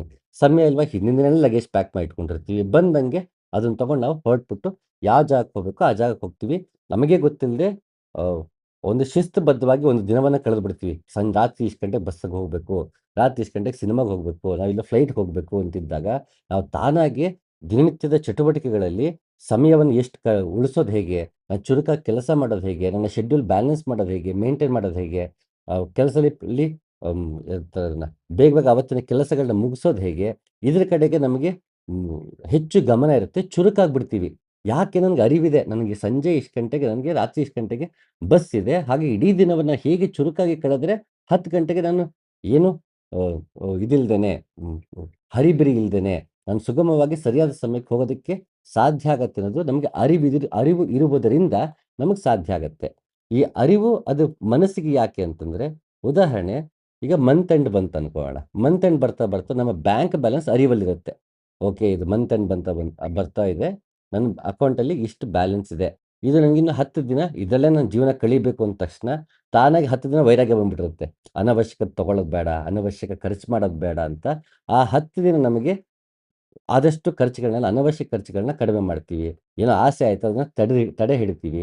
ಯಾಕೆ ನನಗೆ ಅರಿವಿದೆ ನನಗೆ ಇಷ್ಟು ದಿನದ ದಿನವನ್ನ ಕಳಿಬೇಕು. ನಂಗೆ ಸಂಬಳದ ಬರೋದು ಅಂತ 1ನೇ ತಾರೀಕಿಗೋ 2ನೇ ತಾರೀಕಿಗೋ ಸಂಬಳ ಬರುತ್ತೆ. ನನಗೆ 10 ದಿನಕ್ಕೆ ಇನ್ನೂ ಇಷ್ಟು ದುಡ್ಡಿದೆ. ಇದು ನಾನು ಎಚ್ಚರಿಕೆಯಿಂದ ಖರ್ಚು ಮಾಡಬೇಕು. ಯಾಕೆ ನನಗೆ ಅರಿವಿದೆ. ನನ್ನ ಅಕೌಂಟ್ ಬ್ಯಾಲೆನ್ಸ್‌ನ ಅರಿವಿದೆ. ಆ 10 ದಿನವೂ ನಾನು ಆ ಅರಿವಲ್ಲೇ ಕಳಿತೀನಿ 10 ದಿನವನ್ನ. ಆಗ ನನಗೆ ಗೊತ್ತಿಲ್ಲ ಮನಸ್ಸು ನಿಗ್ರಹ ಮಾಡ್ಕೋತೀವಿ. ಅನವಶ್ಯಕ ಖರ್ಚು ಮಾಡದೇನೆ, ಅನವಶ್ಯಕ ಆಸೆ ಪಡದೇನೆ ಮನಸ್ಸು ನಿಗ್ರಹ ಮಾಡ್ತೀವಿ. ಇದು ಬೇಸಿಕ್ ಅರಿವೇ ಇಷ್ಟು ಸಹಾಯ ಮಾಡುತ್ತಂದ್ರೆ, ಸದಾಕಾಲ ಆ ಅರಿವಲ್ಲೇ ಇದ್ದರೆ, ಈ ಮನಸ್ಸು, ಬುದ್ಧಿ ನಾನಲ್ಲ, ಈ ದೇಹ ನಾನಲ್ಲ, ಈ ಸುಖ ದುಃಖಗಳು ಶಾಶ್ವತ ಅಲ್ಲ, ಇದಕ್ಕೆ ನಾನು ಅಂಟಿಕೊಳ್ಳಬಾರದು ಅನ್ನೋ ಅರಿವಲ್ಲಿ ಸದಾ ಇದ್ದಾಗ, ನಮ್ಮ ನಿಜ ಸ್ವರೂಪದ ಕಡೆಗೆ ಗಮನ ಇಟ್ಕೊಂಡು ಎಚ್ಚರಿಕೆಯಿಂದ ನಾವು ಪ್ರತ್ಯಾಹಾರ, ಧಾರಣ, ಧ್ಯಾನಕ್ಕೆ ತೊಡಗಿದಾಗ, ಅಲ್ಲಿಯೇ ಸದಾಕಾಲ ಅರಿವಿದ್ದಾಗ ನನಗೆ ತಾನಾಗೆ ಮನಸ್ಸು ಲಯಗೊಳ್ಳುತ್ತೆ. ಅನವಶ್ಯಕ ಭಾವನೆಗಳು, ಅನವಶ್ಯಕ ಚಿಂತನೆ, ಅನವಶ್ಯಕ ಕಾಮೋದ್ರೇಕಗಳು ಅಥವಾ ಕ್ರೋಧ ಮತ್ತೊಂದು ಬರೋದಕ್ಕೆ ಹೋಗಲ್ಲ. ಯಾಕೆ ನಾನು ಅರಿವಲ್ಲೇ ನೆಲೆಗೊಂಡಿರುತ್ತೇನೆ. ಹಾಗೆ ತನ್ನಲ್ಲೇ ತಾನು ಯಾವಾಗ ಅರಿವಲ್ಲಿ ನೆಲೆಗೊಳ್ತಾನೆ ಆಗ ಗುಹೇಶ್ವರ ಲಿಂಗ ದಕ್ತಾನೆ. ಮನವ ಅರಿವಿಂಗರ್ಪಿಸಿ ಮನ ಲಯವಾಯಿತು. ಭಾವವ ತೃಪ್ತಿಗರ್ಪಿಸಿ ಭಾವ ಬಯಲಾಯಿತು. ತುಂಬಾ ವಿಶೇಷವಾಗಿದೆ ಇದು. ಭಾವವ ತೃಪ್ತಿಗೆ ಅರ್ಪಿಸ್ಬೇಕಂತೆ. ಭಾವವನ್ನ ತೃಪ್ತಿಗರಿಸ್ಬೇಕು. ಅದು ತೃಪ್ತಿಗೂ ಇದಕ್ಕೂ ಅಧ್ಯಾತ್ಮಕ್ಕೂ ಏನ್ ಸಂಬಂಧ? ಇದು ತುಂಬಾ ಸೊಗಸಾಗಿದೆ. ಇದಕ್ಕೆ ಗುಂಡಪ್ಪ ಚೆನ್ನಾಗಿ ಹೇಳ್ತಾರೆ. ತೃಪ್ತಿ ಎರಿಯದ ವಾಂಚೆ ಜೀರ್ಣಿಸದ ಭುಕ್ತಿವಲು ಗುಪ್ತದಲ್ಲಿ ಕೊಳೆಯುತ್ತೆ ವಿಷಬೀಜವಾಗಿ ಪ್ರಾಪ್ತಿಗೊಳಿಪುದು ಜೀವಕುನ್ಮಾದ ತಾಪಗಳ ಸುಪ್ತ ಬಹುದೆಂತಿಚ್ಛೆ ಮಂಕುತಿಮ್ಮ. ಯಾವಾಗ ನಮ್ಮ ವಾಂಛೆ ನಮಗೆ ಬೇಕು ಬೇಡಗಳು ತೃಪ್ತಿಯನ್ನು ಅರ್ಥ ಮಾಡ್ಕೊಳ್ಳಲ್ಲ, ಅದು ಸಪ್ರೆಸ್ ಆಗಿ ಸುಪ್ತ ಮನಸ್ಸಲ್ಲೇ ಕೊಳಿತಾ ಕೂತ್ಕೊಳ್ಳುತ್ತೆ. ನಾನು ಅನ್ಕೊಂಡಿದ್ದೆ ಅದು ಎಜುಕೇಶನ್ ಮಾಡಬೇಕಿತ್ತು, ಮಾಡೋಕ್ಕಾಗಿಲ್ಲ. ನಾನು ಅದೇನೋ ಆಗ್ಬೇಕು ಅನ್ಕೊಂಡಿದ್ದೆ, ಆಗಲಿಲ್ಲ. ಅದು ಹೋಗ್ಲಿ ಬಿಡು, ನನ್ನ ವಿಧಿನೇ ಇಷ್ಟು ಅಂತ ಅನ್ಕೋತೀವಿ. ಅದರ ಒಳಗದು ಕೊರಿತಾನೇ ಇರುತ್ತೆ. ನಾನು ಆಗಲೇ ಒಂದು ಸ್ವಲ್ಪ ದಿನ ಮುಂಚೆನೇ ಯೋಚನೆ ಮಾಡಿದರೆ ಅದು ಕಡಿಮೆ ರೇಟ್ಗೆ ನನಗೆ ಸೈಟ್ ಸಿಗ್ತಾ ಇತ್ತು. ನಾನು ಅವಾಗ ಅದನ್ನ ತಗೊಳಕ್ಕೆ ಹೋಗಲಿಲ್ಲ. ಮತ್ತಲ್ಲೇ ಕೂತ್ಕೊಳ್ಳುತ್ತೆ. ನಾನು ಸೈಟ್ ತಗೊಳ್ಳಿಲ್ಲ. ಒಳಗಡೆನೆ ಕೊರಿತಾ ಇರುತ್ತೆ. ಈ ತೃಪ್ತಿ ಎರೆಯದ ವಾಂಛೆ ಅದು ನಮಗೆ ಕೊರಗನ ನೀಡ್ತಾ ಹೋಗುತ್ತೆ. ಹಾಗಾಗಿ ತೃಪ್ತಿ ತುಂಬ ಮುಖ್ಯ. ಆ ಅಸಾಮಾನ್ಯ ಅಧ್ಯಾತ್ಮ ಅಂದ ತಕ್ಷಣ ವೈರಾಗ್ಯ ಮತ್ತೊಂದು ನಾವು ಬೇರೆ ಥರ ನೋಡ್ಬಿಡ್ತೀವಿ. ಓಹ್! ಆಗ ತೃಪ್ತಿ ಇರಬಾರ್ದು ಮನುಷ್ಯನಿಗೆ. ತೃಪ್ತಿ ಒಂದನ್ನ ಬಯಸ್ತೀವಿ. ಅದನ್ನ ಮತ್ತೆ ದುಃಖ ಉಂಟಾಗತ್ತೆ, ಮತ್ತೊಂದಾಗತ್ತೆ ಅಂತ ಸಪ್ರೆಸ್ ಮಾಡ್ತೀವಿ. ಸಪ್ರೆಸ್ ಮಾಡಿದಷ್ಟು ಅದು ಸುಪ್ತದಲ್ಲಿ ಕೊಳೆಯುತ್ತೆ ವಿಷಬೀಜವಾಗಿ. ನಮ್ಮಲ್ಲಿ ಅದು ಸಪ್ರೆಸ್ ಆಗಿ ಕೊನೆಗೆ ಅದು ಖಿನ್ನತೆಗೆ ನಮ್ಮನ್ನು ಒಳಗೊಡಿಸುತ್ತೆ. ಹೊರಗಿನ ನಗ್ತಿರ್ತೀವಿ, ನನಗೆ ಬಿಡಪ್ಪ ಅದು ಯಾವ್ದ್ರಲ್ಲೂ ಆಸಕ್ತಿ ಇಲ್ಲ ಅಂತ ಇರ್ತೀವಿ. ಬಟ್ ಒಳಗಡೆ ಕೊರಗ್ತಾನೆ ಇರ್ತೀವಿ. ಅದರ ಕಡೆನೇ ಮನಸ್ಸು ಇದ್ದೇ ಇರುತ್ತೆ. ಹಾಗಾಗಿ ತೃಪ್ತಿ, ಬದುಕಿನಲ್ಲಿ ತೃಪ್ತಿ ಮುಖ್ಯ. ಇಲ್ಲಾಂದ್ರೆ ನಮ್ಮ ವೈರಾಗ್ಯದ ಡೆಫಿನೇಷನ್ನೇ ಬದಲಾಗ್ಬಿಡುತ್ತೆ. ಅದಕ್ಕೆ ಯೋಗ ವಾಸಿಷ್ಠ ತುಂಬ ಚೆನ್ನಾಗಿ ಹೇಳುತ್ತೆ. ಸನತ್ ಕುಮಾರರು ಅವ್ರಿಗೆ ವೈರಾಗ್ಯ ಬಂತು ಅಂತ ಅಹಂಕಾರ ಬಂದಿತ್ತಂತೆ. ಅದಕ್ಕೆ ವಿಷ್ಣು ಶಾಪ ಕೊಟ್ಬಿಟ್ನಂತೆ. ಎಷ್ಟು ಚೆನ್ನಾಗಿದೆ ನೋಡಿ. ಸನತ್ ಕುಮಾರನಿಗೆ ವೈರಾಗ್ಯ ಬಂತು ಅಂತ ಅಹಂಕಾರ. ವೈರಾಗ್ಯ ಬಂತು ಅಂದ್ರೆ ಅಹಂಕಾರವೂ ಇರಬಾರ್ದು. ನಮಗೆ ವೈರಾಗ್ಯ ಬಂದ್ಬಿಟ್ಟಿದೆ ಅಂತ ಅಹಂಕಾರ ಪಡ್ತಿರ್ತೀವಿ. ಅದನ್ನ ಅಷ್ಟು ಚೆನ್ನಾಗಿ ಅದು ಕತೆ ಹೇಳುತ್ತೆ. ಸನತ್ ಕುಮಾರನ್ಗೆ ವೈರಾಗ್ಯ ಬಂತು ಅಂತ ಅಹಂಕಾರ ಬಂದಿದ್ದಕ್ಕೆ ವಿಷ್ಣು ಶಾಪ ಕೊಟ್ಟನಂತೆ. ಅತತ್ವಜ್ಞರಂತೆ ಅಜ್ಞರಿಗೆ ಯೋಗ್ಯವಾದ ಬಹುವಾಗಿ ಕ್ಷುಬ್ಧವಾಗಿರುವ ಮೌಢ್ಯದಿಂದ ತುಂಬಿರುವ ವ್ಯಾಮೋಹ ಸಾಗರದಲ್ಲಿ ಮುಳುಗುವುದೇ. ಯೋಗ ವಾಸಿಷ್ಠದಲ್ಲಿ ಒಂದು ಪ್ರಸಂಗ ಬರುತ್ತೆ. ಅಲ್ಲಿ ರಾಮನಿಗೆ ವೈರಾಗ್ಯ ಬಂದ್ಬಿಡುತ್ತಂತೆ. ಇನ್ನು ಚಿಕ್ಕ ಹುಡುಗ ಆಗಲೇ ವೈರಾಗ್ಯ ಬಂದ್ಬಿಡುತ್ತೆ. ಇವೆಲ್ಲ ಯಾಕೆ ಬೇಕು, ಇವೆಲ್ಲ ಎಲ್ಲವೂ ನಶ್ವರ, ಯಾವುದು ಪರ್ಮನೆಂಟ್ ಅಲ್ಲ, ಈ ಸುಖ ದುಃಖದ ಜನ ಒದ್ದಾಡ್ತಾರೆ ಅಂತ ವೈರಾಗ್ಯ ಪ್ರಕರಣ ಅಂತ ಅದು 3-4 ಅಧ್ಯಾಯಗಳಷ್ಟು ಬರುತ್ತೆ. ಶ್ರೀ ರಾಮನ ಸ್ವಗತಗಳವು. ವೈರಾಗ್ಯ ಬಂದ್ಬಿಟ್ಟಿರುತ್ತೆ ಚಿಕ್ಕ ವಯಸ್ಸಿಗೆ. ಆಗ ನೋಡಿದಾಗ ಎಲ್ರಿಗೂ ಆತಂಕ ಆಗಿ ವಸಿಷ್ಠರು ಅವರೆಲ್ಲ ಬಂದ್ಬಿಡ್ತಂತೆ. ದಶರಥ ಕೂತ್ಕೊಂಡು ಡಿಸ್ಕಸ್ ಮಾಡ್ತೀವಿ, ಏನಪ್ಪ ಇದು ಇದ್ದಕ್ಕಿದ್ದ ಈ ವಯಸ್ಸು ವೈರಾಗ್ಯ ಬಂದ್ಬಿಡುತ್ತಲ್ಲ ಅಂತ. ಇಲ್ಲ, ವೈರಾಗ್ಯದಲ್ಲಿ ಸಕ್ರಿಯವಾಗಿ ವೈರಾಗ್ಯವನ್ನು ತಾಳುವುದು ಹೇಗೆ ಅಂತ ನಾನು ಅದ್ರ ಬಗ್ಗೆ ಮಾತಾಡಿ ಸಮಾಧಾನ ಹೇಳ್ತೀನಿ ರಾಮನ್ಗೆ ಅಂತ ಎಲ್ಲ ಋಷಿಮುನಿಗಳು ಸೇರಿ ರಾಮನ ಜೊತೆಗೆ ಚರ್ಚೆ ಶುರು ಮಾಡ್ತಾರೆ ಮತ್ತೆ. ಅದು ತುಂಬ ಚೆನ್ನಾಗಿದೆ ಆ ಪ್ರಕರಣ. ಅಲ್ಲಿ ಹೇಳ್ತಿದ್ದಾರೆ ವ್ಯಾಮೋಹ, ಅದು ರಾಮನಿಗೆ ವೈರಾಗ್ಯ ಬಂದಿದೆ ಅಂತ ಹೇಳ್ಬೇಕಾದ್ರೆ ಅಲ್ಲಿ ಹೇಳ್ತಾರೆ, ಈ ವೈರಾಗ್ಯ ಬಂದಿದೆ ಇಂಥ ವ್ಯಾಮೋಹ ಒಳ್ಳೇದಲ್ಲಪ್ಪ. ಅಲ್ಲಿ ಹೇಗೆ ಸನತ್ ಕುಮಾರನಿಗೆ ವೈರಾಗ್ಯ ಬಂತು ಅಂತ ಆತನಿಗೆ ಅಹಂಕಾರ ಬಂತು. ಕೆಲವರಿಗೆ ವೈರಾಗ್ಯ ಬಂದಿದೆ ಅಂತ ಎಲ್ಲರ ಬಗ್ಗೆ ತಿರಸ್ಕಾರ ಬಂದ್ಬಿಡುತ್ತೆ. ಅದು ನನಗೆ ವೈರಾಗ್ಯ ಬಂತು, ನನಗಿನ್ನು ಮೋಕ್ಷನೇ ಸಿಗತ್ತೆ ಅಂತ ವೈರಾಗ್ಯದ ಬಗ್ಗೆನೇ ಮೋಹ. ನಮಗೆ ಮೋಕ್ಷಕ್ಕಿಂತ ವೈರಾಗ್ಯದ ಬಗ್ಗೆ ಮೋಹ ಜಾಸ್ತಿ. ನೋಡಿರ್ಬೋದು ನಾವು. ಅದೇನೋ ಉಪ್ಪು ಖಾರ ಬಿಟ್ಬಿಟ್ಟಿರ್ತಾರೆ ಹಲವಾರು ಜನ. ಮುಂಚೆ ಮಾಡ್ತಿದ್ದ ದಿನನಿತ್ಯ ಚಟುವಟಿಕೆಗಳನ್ನ ಬದಲಾಯಿಸ್ಕೊಂಡ್ಬಿಡ್ತಾರೆ. ಯಾಕೆ ನಾವು ಪೂರ್ತಿ ವೈರಾಗ್ಯದಲ್ಲಿದ್ದೀವಿ ಅಂತ. ವೈರಾಗ್ಯದಲ್ಲಿದ್ದೀವಿ ಅಂತ ಸನತ್ ಕುಮಾರ್ ಹತ್ರ ಅಹಂಕಾರ ಪಡ್ತೀವಿ. ವೈರಾಗ್ಯದ ಬಗ್ಗೆನೇ ಮೋಹ ಬಂದ್ಬಿಡುತ್ತೆ. ನಮಗೆ ಯಾವ್ದ್ರ ಬಗ್ಗೆನೂ ಮೋಹ ಇರಬಾರ್ದು. ಆಮೇಲೆ ನಮಗೆ ಮೋಕ್ಷದ ಬಗ್ಗೆನೂ ಮೋಹ ಇರಬಾರ್ದು, ಜ್ಞಾನದ ಬಗ್ಗೆನೂ ಮೋಹ ಇರಬಾರ್ದು, ನಮಗೆ ವೈರಾಗ್ಯದ ಬಗ್ಗೆನೂ ಮೋಹ ಇರಬಾರ್ದು. ಹಾಗೆಯೇ ಅದನ್ನ ಆ ವೈರಾಗ್ಯನವ ಗುಣ ಇಲ್ಲದೆ ಬರೀ ವೈರಾಗ್ಯವನ್ನು ನಾವಾಗೆ ಮೈಮೇಲೆ ಹೇರ್ಕೊಂಡ್ರೆ ಅದು ವ್ಯಾಮೋಹ ಅಂತ ಯೋಗ ವಾಸಿಷ್ಠ ಹೇಳುತ್ತೆ. ಸಾಧುವಾಗಿಯೂ ವಿವೇಕಿಯಾಗಿಯೂ ಇರುವವರಿಗೆ ಕೂಡ ವೈರಾಗ್ಯವು ನಿಮಿತ್ತಾಂತರಗಳಿಂದ ಹುಟ್ಟುವುದು. ಹೀಗೆ ನಿಮಿತ್ತ ಪೂರ್ವವಾಗಿ ಹುಟ್ಟುವ ವೈರಾಗ್ಯವು ರಾಜಸವು. ಎಂಥ ಒಳ್ಳೆ ವ್ಯಕ್ತಿಯಾಗಿದ್ರು, ತಿಳಿದವನಾಗಿದ್ರು, ಯಾವುದೋ ಒಂದು ಕಾರಣದಿಂದ ಆತನಿಗೆ ವೈರಾಗ್ಯ ಬಂದ್ಬಿಡುತ್ತೆ. ಇದು ರಾಜಸ ವೈರಾಗ್ಯ ಅಂತಾರೆ. ತಪ್ಪು ಅಂತ ಹೇಳ್ತಲ್ಲ, ಮನುಷ್ಯನಿಗೆ ಯಾವುದೇ ರೀತಿ ಬೇಕಾದ್ರೂ ವೈರಾಗ್ಯ ಬರಬಹುದು. ಆದರೆ ಮುಂದೆ ಆತ ಬೇರೆ ಒಂದು ಹಂತ ಇರುತ್ತೆ, ಆ ಹಂತಕ್ಕೆ ಹೋಗಬೇಕು. ಇಲ್ಲಿ ಹೇಳ್ತಾ ಇದ್ದಾರೆ, ಎಂಥ ಒಳ್ಳೆ ಮನುಷ್ಯ ಆಗಿದ್ರು, ಆತನಿಗೂ ಏನೋ ಒಂದು ಘಟನೆ ಆದಾಗ ಹೆಂಡತಿ ತಿಳ್ಕೊಬೋದು, ಮಗು ತಿಳ್ಕೊಬೋದು, ನಾನಾ ಕಾರಣಗಳಿಗೆ ಆತನಿಗೆ ವೈರಾಗ್ಯ ಬರ್ಬೋದು. ತಾನಾಗಿ ಒಳಗಿಂದ ಬಂದಿಲ್ಲ, ತೃಪ್ತಿಯಿಂದ ಬಂದಿಲ್ಲ, ಯಾವುದೋ ಒಂದು ಘಟನೆಯಿಂದ ಆತ ವೈರಾಗ್ಯಕ್ಕೆ ಒಳಗಾಗಿದ್ದಾನೆ. ಅಂತಹ ವೈರಾಗ್ಯ ರಾಜಸ ವೈರಾಗ್ಯ ಅಂತ ಹೇಳ್ತಾರೆ. ಜಿಗುಪ್ಸೆಯನ್ನುಂಟು ಮಾಡುವ ವಿಷಯವನ್ನು ಕಂಡಾಗ ಯಾರಿಗಾದರೂ ವೈರಾಗ್ಯ ಉಂಟಾಗುವುದು. ಆದರೆ ಸತ್ಪುರುಷರಿಗೆ ನಿಮಿತ್ತಗಳಿಲ್ಲದೆ ವಿವೇಕದಿಂದಲೇ ವೈರಾಗ್ಯ ಉಂಟಾಗುವುದು. ನಿಜವಾಗ್ಲೂ ಸತ್ಪುರುಷನಾಗಿದ್ದರೆ ಅಂದ್ರೆ ಆತ ಸತ್ಯದ ಕಡೆಗೆ ಒಲವು ಮಾಡಿರೋ ವ್ಯಕ್ತಿ ಆದರೆ ಅವನು ಯಾವುದೇ ಕಾರಣಗಳಿಲ್ಲ ಹಾಗೆ ಆತ ವೈರಾಗ್ಯಕ್ಕೊಳಗಾಗ್ತಾನೆ. ತಾಮಸ ವೈರಾಗ್ಯ ಅಂದ್ರೆ ಯಾವುದೋ ಒಂದು ಕಹಿ ಅನುಭವ ಆಗ್ಬಿಡುತ್ತೆ. ಭೃತೃಹರಿಗಾಯ್ತಲ್ಲ, ಅವನಿಗೆ ಒಂದು ಹೆಣ್ಣನ್ನು ಪ್ರೀತಿಸ್ತಿರ್ತಾನೆ, ಆಕೆ ಇನ್ನೊಬ್ಳನ್ನು ಪ್ರೀತಿಸ್ತಿರ್ತಾಳೆ. ಈಗ ಹಲವಾರು ವಿಷಯಗಳಿಂದಾಗ ಅವನಿಗೆ ಮನಸ್ಸು ನೋವುಬಿಡುತ್ತೆ. ಮೊದಲು ಶೃಂಗಾರ ಶತಕವನ್ನು ಬರೀತಾನೆ. ಹೆಣ್ಣಿನ ಅಂದ ಚಂದವನ್ನೆಲ್ಲ ವರ್ಣಿಸಿ ಶೃಂಗಾರ ಶತಕ ಬರೀತಾನೆ.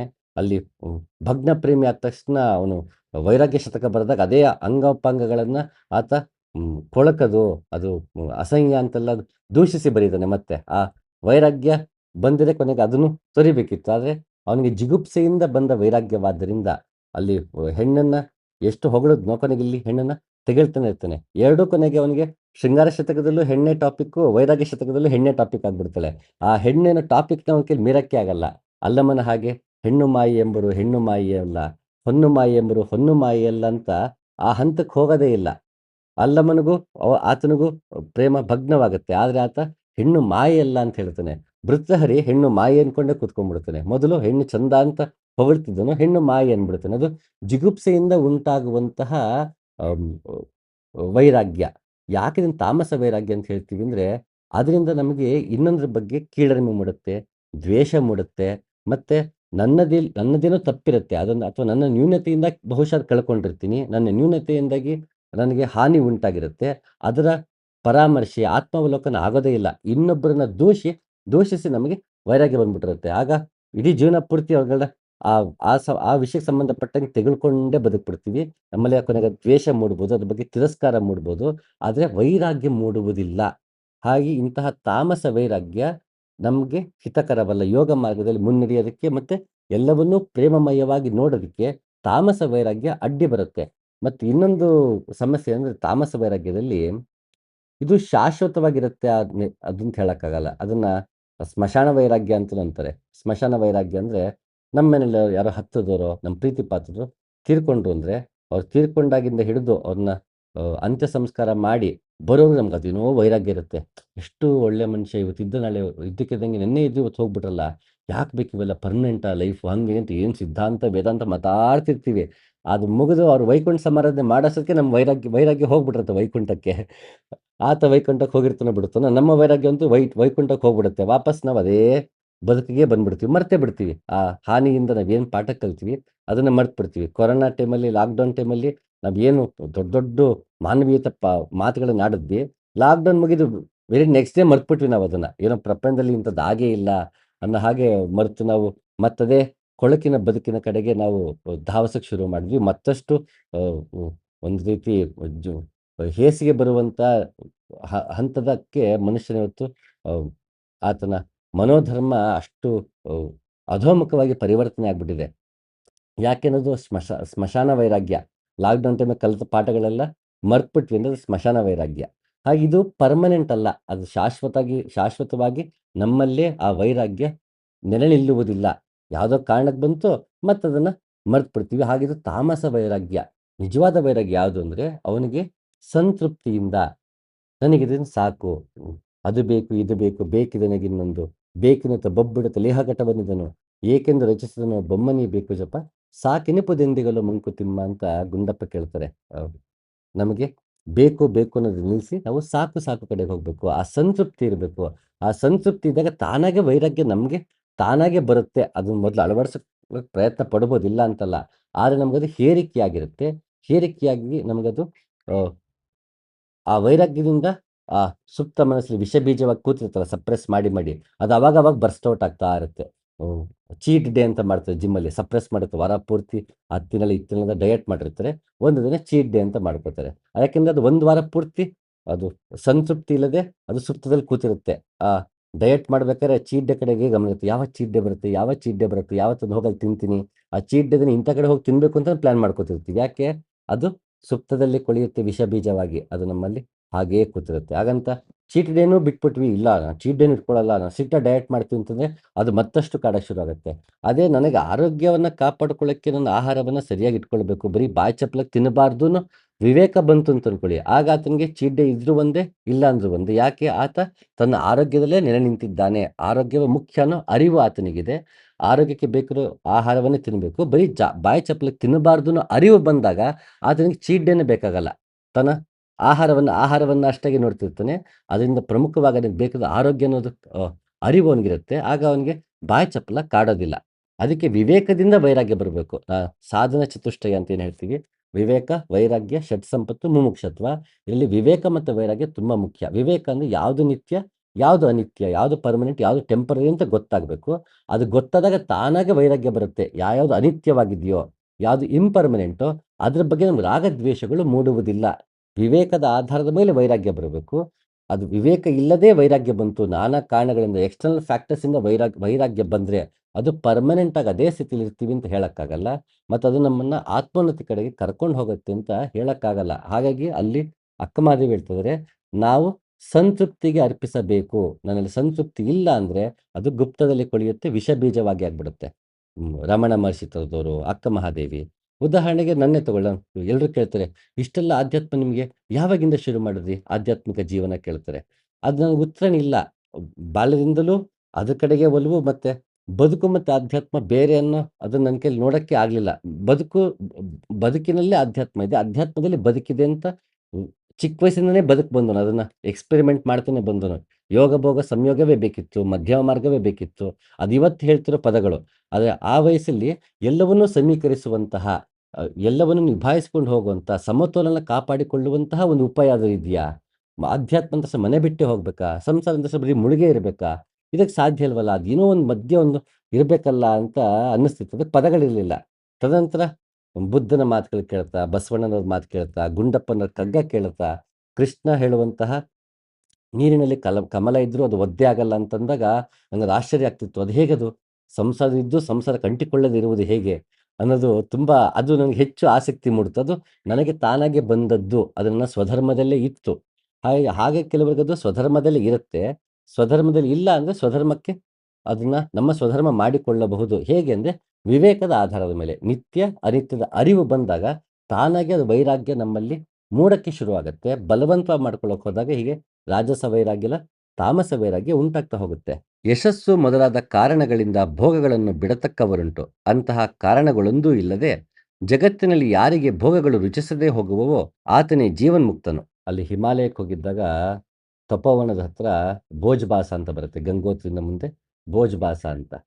ಅಲ್ಲಿಗೆ ಹುಣ್ಣಿಮೆಗೆ ಹೋಗಬೇಕು ಅಂತ ಆಸೆ ಇತ್ತು. ಆ, ಹೋಗಿದ್ದಾಗ ಅಲ್ಲಿ ನಿರ್ಮಲ್ ಬಾಬಾ ಅಂತ ಒಬ್ರು ಸಿಕ್ಕಿದ್ರು. ಇಡೀ ತಪೋವನ ಆ ಬೆಲ್ಟ್ ಪೂರ್ತಿ ಅದು ಆಫ್ ಸೀಸನ್ ಆಗಿತ್ತು. ಟ್ರೆಕ್ಕರ್ಸ್ ಕೂಡ ಯಾರೂ ಇರಲಿಲ್ಲ. ಮೇಲೆ ಬೇರೆ ಬೇರೆ ಬಾಬಾಗಳೆಲ್ಲ ಉತ್ತರ ಕಾಶಿ ಕಡೆಗೆ ಬಂದ್ಬಿಟ್ಟಿದ್ರು. ಎಕ್ಸ್ಟ್ರೀಮ್ ಕೋಲ್ಡ್ ಇತ್ತು, -10 ಡಿಗ್ರಿ 16 ಡಿಗ್ರಿ ಎಲ್ಲ ಟೆಂಪ್ರೇಚರ್ ಡ್ರಾಪ್ ಆಗ್ತಿತ್ತು. ಅಲ್ಲಿ ನಾನು, ನನ್ನ ಗೈಡು ಮತ್ತು ನಿರ್ಮಲ್ ಬಾಬಾ ಇಷ್ಟೇ, ಮತ್ತು ಹುಣ್ಣಿಮೆ ರಾತ್ರಿ ಇಬ್ಬರು ಹರಟೆ ಹೊಡಿತಾ ಕೂತಿದ್ವಿ. ಹಾಗೆ ಮಾತಾಡ್ತಾ ವಿಷಯಗಳು ಹೀಗೆ ಬರ್ತಾ ಬರ್ತಾ ಪೂರ್ವಾಶ್ರಮದ ಕಡೆಗೆ ತಾನಾಗಿ ಅದು ಪೂರ್ವಾಶ್ರಮದ ಕಡೆಗೆ ತಿರುಗ್ತು. ಅವರು ಅದೇ ಹೇಳ್ತಿದ್ರು, ನನಗೆ ಚಿಕ್ಕ ವಯಸ್ಸಿನ ನನಗೆ ಇದ್ರ ಕಡೆಗೆ ಒಲವಿತ್ತು. ನನಗೆ ಸಂಸಾರ ರುಚಿ ನನಗೆ ಬೇಕಿರಲಿಲ್ಲ. ಅದು ನನಗೆ ಯಾಕೋ ಸಾಕು, ಸಾಕು ಇದು ಬೇಡ, ನನಗೆ ಅವಶ್ಯಕತೆ ಇಲ್ಲ, ಇದು ರುಚಿಸ್ತಾ ಇಲ್ಲ ಇದು ಅಂತ ಅನ್ನಿಸ್ತಾ ಇತ್ತು. ನನಗೆ ಹಾಗೆ ಸನ್ಯಾಸಿ ಆಗಬೇಕು ಅಂತ ಹೋದನಲ್ಲ, ನಾನು ಸೆಲೆಬಸಿ ಮಾಡಬೇಕು ಅಂತ ಹೋದನಲ್ಲ, ನನಗದು ತಾನಾಗಿ ಬಂದದ್ದೇ ಹೊರತು, ಕಾವಿಯಿಂದ ಸನ್ಯಾಸಿ, ಮತ್ತೊಂದು ಸನ್ಯಾಸಿ ಅನ್ನೋ ಭಾವ ನನಗಿಲ್ಲ. ಅದು ತಾನಾಗೆ ನನ್ನೊಳಗೆ ಮೂಡಿದ ವೈರಾಗ್ಯ. ನನಗೆ ಯಾವುದಕ್ಕೂ ಚಿಕ್ಕ ವಯಸ್ಸು ಆಸಕ್ತಿ ಬರಲಿಲ್ಲ. ಒಳಗಿಂದ ಸಂತೃಪ್ತನಾಗೇ ಇದ್ದೆ. ಯಾವುದು ಬೇಕು ಅಂತ ಅನ್ನಿಸ್ತಿರ್ಲಿಲ್ಲ. ವಿಷಯ, ವಸ್ತು ಮತ್ತೆ ವ್ಯಕ್ತಿಗಳು ನನಗೆ ಬೇಕು ಅನ್ನಿಸ್ತಿರ್ಲಿಲ್ಲ. ನನ್ನೊಳಗಿಂದ ಏನೋ ಸಂತೃಪ್ತಿ ನನಗೆ ಇದ್ದೇ ಇತ್ತು. ಹಾಗಾಗಿ ನನಗೆ ಆ ಸಂತೃಪ್ತಿ ನೋಡಿ ನನಗೆ ಶುರು ಆಯ್ತು. ಹಾಗಾದ್ರೆ ಇದೇನಿದು? ನಂಗೆ ಇವೆಲ್ಲ ಈಗ ಬೇಡ ಅನಿಸ್ತಿಲ್ಲ. ಹಾಗಾದ್ರೆ ನಂಗೆ ಬೇರೆ ಏನು ಬೇಕು? ಆ ಥರ ತಮ್ಮೊಳಗೆ ಪ್ರಶ್ನೆ ಮಾಡ್ಕೊಳ್ತಾ ಹೌದು, ನಾನು ಸತ್ಯವನ್ನ ಕಾಣಬೇಕು. ಅದಕ್ಕೆ ನನಗೆ ಈ ಸಂತೃಪ್ತಿ ಮೂಡಿದೆ. ಅದಕ್ಕೆ ನನಗೆ ಈ ಲೋಕ ರುಚಿಸ್ತಾ ಇಲ್ಲ.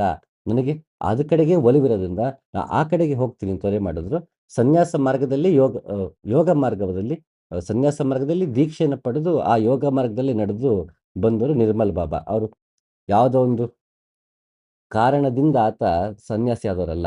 ಹಾಗೆಯೇ ನಾವಿಬ್ರು ಕೂತ್ಕೊಂಡು ಅಲ್ಲಿ ಮಾತಾಡ್ತಾ ಆ ಬೆಳದಿಂಗಳು ನೋಡ್ಕೊಂಡು ಕೇಕೆ ಹಾಕಿದೀವಿ, ನಕ್ಕಿದೀವಿ, ನಲಿದಿದೀವಿ. ಯಾಕೆಂದ್ರೆ ಸಂತೃಪ್ತಿಯಿಂದ ಬಂದಂತಹ ವೈರಾಗ್ಯ ಅಲ್ಲಿ. ಆತ ಸನ್ಯಾಸಿ ಅಲ್ಲ, ಸಂಸಾರಿ ಅಲ್ಲ. ಆತ ಅ, ಉ, ಉ, ಆತ ಗುರುಪಟ್ಟದಲ್ಲಿ ಕೂತಿರ್ಲಿಲ್ಲ. ಈ ಕಡೆ ನಾನು ಶರೀಫಜ್ಜ ಮಾರ್ಗದ ಗುರುಪಟ್ಟದಲ್ಲಿ ನಾನು ಕೂತಿರ್ಲಿಲ್ಲ. ಇಬ್ಬರು ವ್ಯಕ್ತಿಗಳು ಸುಮ್ಮನೆ ಹಾಗೆ ಆರಾಮಾಗಿ ಕೂತ್ಕೊಂಡು ಧ್ಯಾನ, ಯೋಗ, ಅದರಲ್ಲಾಗುವಂತಹ ಅನುಭವಗಳು, ಹ್ಮ್, ಅಹಂಕಾರ, ಹೀಗೆ ಹಲವಾರು ವಿಷಯಗಳು ಮಾತಾಡ್ತಾ, ಲೌಕಿಕವನ್ನು ಮಾತಾಡ್ತಾ, ಇಲ್ಲಿ ಟ್ರೆಕ್ಕಿಂಗ್ ಅಲ್ಲಿ ಯಾವ ರೂಟ್ ಬೆಸ್ಟು, ಯಾವ ಸ್ಪಾಟ್‌ಗೆ ನಿಂತ್ಕೊಂಡ್ರೆ ಸನ್‌ರೈಸ್ ಚೆನ್ನಾಗಿ ಕಾಣುತ್ತೆ, ಎಲ್ಲಿ ನಿಂತ್ಕೊಂಡ್ರೆ ಸನ್‌ಸೆಟ್ ಚೆನ್ನಾಗಿ ಕಾಣುತ್ತೆ, ಇಲ್ಲಿ ಎಂತ ಊಟ ತಿಂಡಿ ಸಿಗುತ್ತೆ, ಹೀಗೆ ಇಂಥ ಇಂಥ ವಿಷಯ ಮಾತಾಡಬೇಕು ಅನ್ನೋ ಒಂದು ಚೌಕಟ್ಟು ಕೂಡ ನಾವು ಹಾಕೊಂಡಿರ್ಲಿಲ್ಲ. ಮಾತಾಡಬೇಕು ಅನ್ನೋ ಆ, ಬಹುಶಃ ಧಾವಂತವೂ ಇಲ್ಲ, ಹಂಬಲವೂ ಇರಲಿಲ್ಲ. ಅದು ಸುಮ್ಮನೆ ಹಾಗೆ ಹ್ಮ್, ತಾನೇ ಹ್ಮ್, ಸಲೀಸಾಗಿ ಬಂದಂತಹ ಮನಸ್ಸಿನ ಒಂದಷ್ಟು ಹ್ಮ್, ವ್ಯಕ್ತ ಸ್ವರೂಪ ಅನ್ಬೋದು. ಮನಸ್ಸಲ್ಲಿದ್ದಂಥ ಒಂದಷ್ಟು ವ್ಯಕ್ತ ಸ್ವರೂಪ. ಅದು ತಾನಾಗಿ ಒಳಗೆ ಒಂದು ಪ್ರೇಮ ಅಂತ ಏನಿರುತ್ತೆ, ಆ ಪ್ರೇಮ ತಾನಾಗಿ ಪದಗಳಾಗಿ ಹೊರಹೊಮ್ಮುತ್ತಿತ್ತಷ್ಟೇ. ಹಾಗೆ ಅಲ್ಲಿ ಮೌನವಾಗಿ ಕೂತಿದ್ದು ಇದೆ, ಹಾಗೆ ಮಾತಾಡಿದ್ದು ಇದೆ. ಮಾತಿನಲ್ಲಿ ಮೌನವನ್ನ, ಮೌನದಲ್ಲಿ ಮಾತನ್ನೂ ಕಂಡದ್ದಿದೆ. ಅದು ಯಾವಾಗ ಸಾಧ್ಯ ಅಂದ್ರೆ, ವೈರಾಗ್ಯ ನಮ್ಮಲ್ಲಿ ತಾನಾಗೆ ಅದು ತಾನಾಗೆ ನಮ್ಮಲ್ಲಿ ಚಿಗುರು ಒಡೆದಾಗ, ಅದು ತಾನಾಗೆ ಅದು ಚಿಗುರೊಡೆದು ಅದು ಗಿಡವಾಗಿ ತಾನಾಗಿ ಹೂ ಬಿಟ್ಟಾಗ ನಮ್ಮಲ್ಲಿ ಲವಲವಿಕೆ ಇರುತ್ತೆ. ನಮ್ಮಲ್ಲಿ ಒಂದು ಸೌಂದರ್ಯ ಪ್ರಜ್ಞೆ ಇರುತ್ತೆ. ಅಲ್ಲಿ ಯಾವುದರ ತಿರಸ್ಕಾರವೂ ಇಲ್ಲ, ಯಾವುದನ್ನು ಒಪ್ಪಿಕೊಳ್ಳುವುದಿಲ್ಲ. ಎಲ್ಲವೂ ಹೇಗಿದೆಯೋ ಹಾಗೆ ನೋಡುವಂತಹ ಭಾವ, ಸಾತ್ವಿಕ ಭಾವ. ವಿವೇಕದಿಂದ ವೈರಾಗ್ಯ ಬಂದಾಗ ಮಾತ್ರ ಅದು ಸಾಧ್ಯವಾಗತ್ತೆ. ಇಲ್ಲಾಂದ್ರೆ ಹ್ಮ್, ನಾವೇ ನೋಡಿರ್ತೀವಿ. ನೂರಾರು ಕಾರಣಗಳಿಗೆ ವೈರಾಗ್ಯ ಬಂದವರು ಹೇಗೆ ಇರ್ತಾರೆ ಅನ್ನೋದನ್ನ. ಹಾಗಿದು ವಿವೇಕದಿಂದ ವೈರಾಗ್ಯ ಬರೋದು ತುಂಬಾ ಉತ್ತಮ. ಅರಿವು ಎನ್ನುತ್ತಿಪ್ಪಿರಿ, ಅರಿವು ಸಾಮಾನ್ಯವೇ? ಹಿಂದಣ ಹೆಜ್ಜೆಯ ನೋಡಿ ಕಂಡಲ್ಲದೆ ನಿಂದ ಹೆಜ್ಜೆಯ ನರಿಯಬಾರದು. ಮುಂದಣ ಹೆಜ್ಜೆಯ ನರಿದಲ್ಲದೆ ಒಂದು ಪಾದ ನೆಲಗೊಳ್ಳದು. ನೆಲನ ಬಿಟ್ಟು ಆಕಾಶದಲ್ಲಿ ನಿಂದು ಮುಗಿಲೊಳಗೆ ಮಿಂಚಲದೆ ತಾನಾಗಬಾರದು. ಗುಹೇಶ್ವರನೆಂಬುದು ಬರಿದೆ ಬಹುದ ಹೇಳಿದೆ. ಅರಿವು ಅಂತಿರಲ್ಲಪ್ಪ, ಅರಿವು ಸಾಮಾನ್ಯನ. ಹಿಂದಣ ಹೆಜ್ಜೆನ ಅರಿತಲ್ದೆ ಮುಂದೆಯ ಹೆಜ್ಜೆನ ಅರಿಬಾರದು. ನಾನು ಯಾಕೆ ಎಲ್ಲಿಂದ ಬಂದೆ, ಈ ಪಾಸ್ಟ್ ಇಲ್ಲಿ ಹೇಗೆ ಅಕ್ಯುಮುಲೇಟ್ ಆಯ್ತು, ಇದನ್ನ ಅರ್ಥ ಮಾಡ್ಕೊಳ್ಳದೆ ನಾನು ಫ್ಯೂಚರ್‌ನ ಅರ್ಥ ಮಾಡ್ಕೊಳಕ್ಕಾಗಲ್ಲ.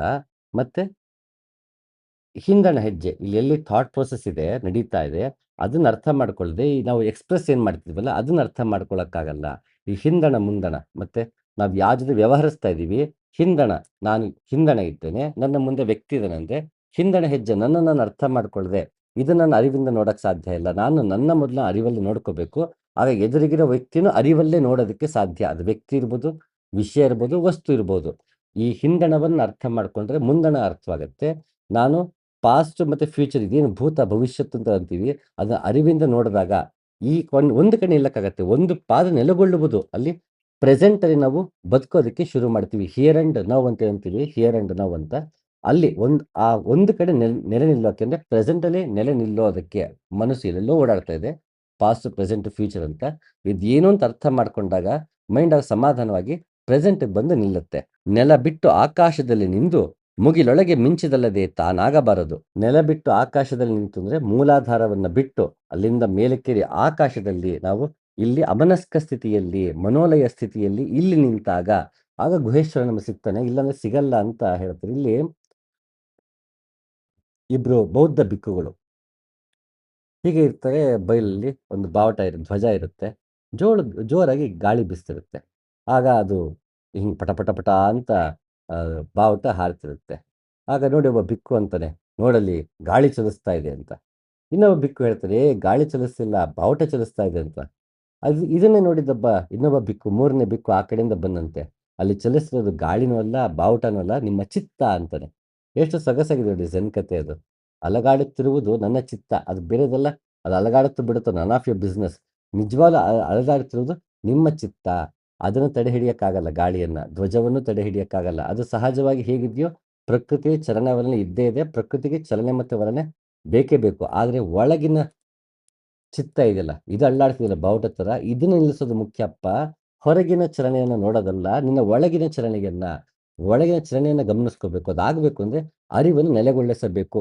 ಹಿಯರ್ ಅಂಡ್ ನೌ ಅಂತ ಏನಂತೀವಿ, ಪ್ರೆಸೆಂಟ್ ಮೂಮೆಂಟಲ್ಲಿ ವರ್ತಮಾನಕ್ಕೆ ಮನಸ್ಸನ್ನು ತಂದು ನಿಲ್ಲಿಸಬೇಕು. ಅದಕ್ಕೆ ಅರಿವು ತುಂಬಬೇಕು. ಭಾವವ ತೃಪ್ತಿಗರ್ಪಿಸಿ ಭಾವ ಬಯಲಾಯಿತು. ಅಂಗಮನ ಭಾವ ಬಳಿದ ಕಾರಣ ಕಾಯ ಅಕಾಯವಾಯಿತು. ಇಲ್ಲಿ ಅಂಗವನ್ನ ಅರ್ಪಿಸಿದ್ದಾಯಿತು, ತದನಂತರ ಮನಸ್ಸನ್ನು ಅರ್ಪಿಸಿದ್ದಾಯಿತು, ತೃಪ್ತಿಗೆ ಭಾವವನ್ನು ಅರ್ಪಿಸ್ತಾ ಇತ್ತು. ಯಾವಾಗ ಇದಿಷ್ಟ ಆಯಿತು, ನಾವು ಅನ್ನಮಯ ಕೋಶ, ಪ್ರಾಣಮಯ ಕೋಶ, ಮನೋಮಯ ಕೋಶವನ್ನು ದಾಟಿದ್ವಿ. ಅಲ್ಲಿ ವಿಜ್ಞಾನಮಯ ಕೋಶ, ನನ್ನ ನಿಜವಾದ ಅರಿವೇನಿದೆ, ನನ್ನ ನಿಜ ಸ್ವರೂಪ ಏನಿದೆ, ಅದು ನಮಗೆ ಗೋಚರವಾಗುತ್ತೆ. ಹಾಗಾಗಿ ಅಲ್ಲಿ ಅಂಗ ಮನ ಭಾವ ಬಳಿದ ಕಾರಣ ಕಾಯ ಅಕಾಯವಾಯಿತು. ಅಲ್ಲಿನೂ ಈ ದೇಹ ಏನಿದೆ ಅದು ದೇಹ ನಾನಲ್ಲ ಅಂತ ಗೊತ್ತಾದಾಗ ಒಳಗೆ ನಿಜ ಸ್ವರೂಪ ಅದು, ಅದಕ್ಕೆ ಆಕಾರ ಇಲ್ಲ.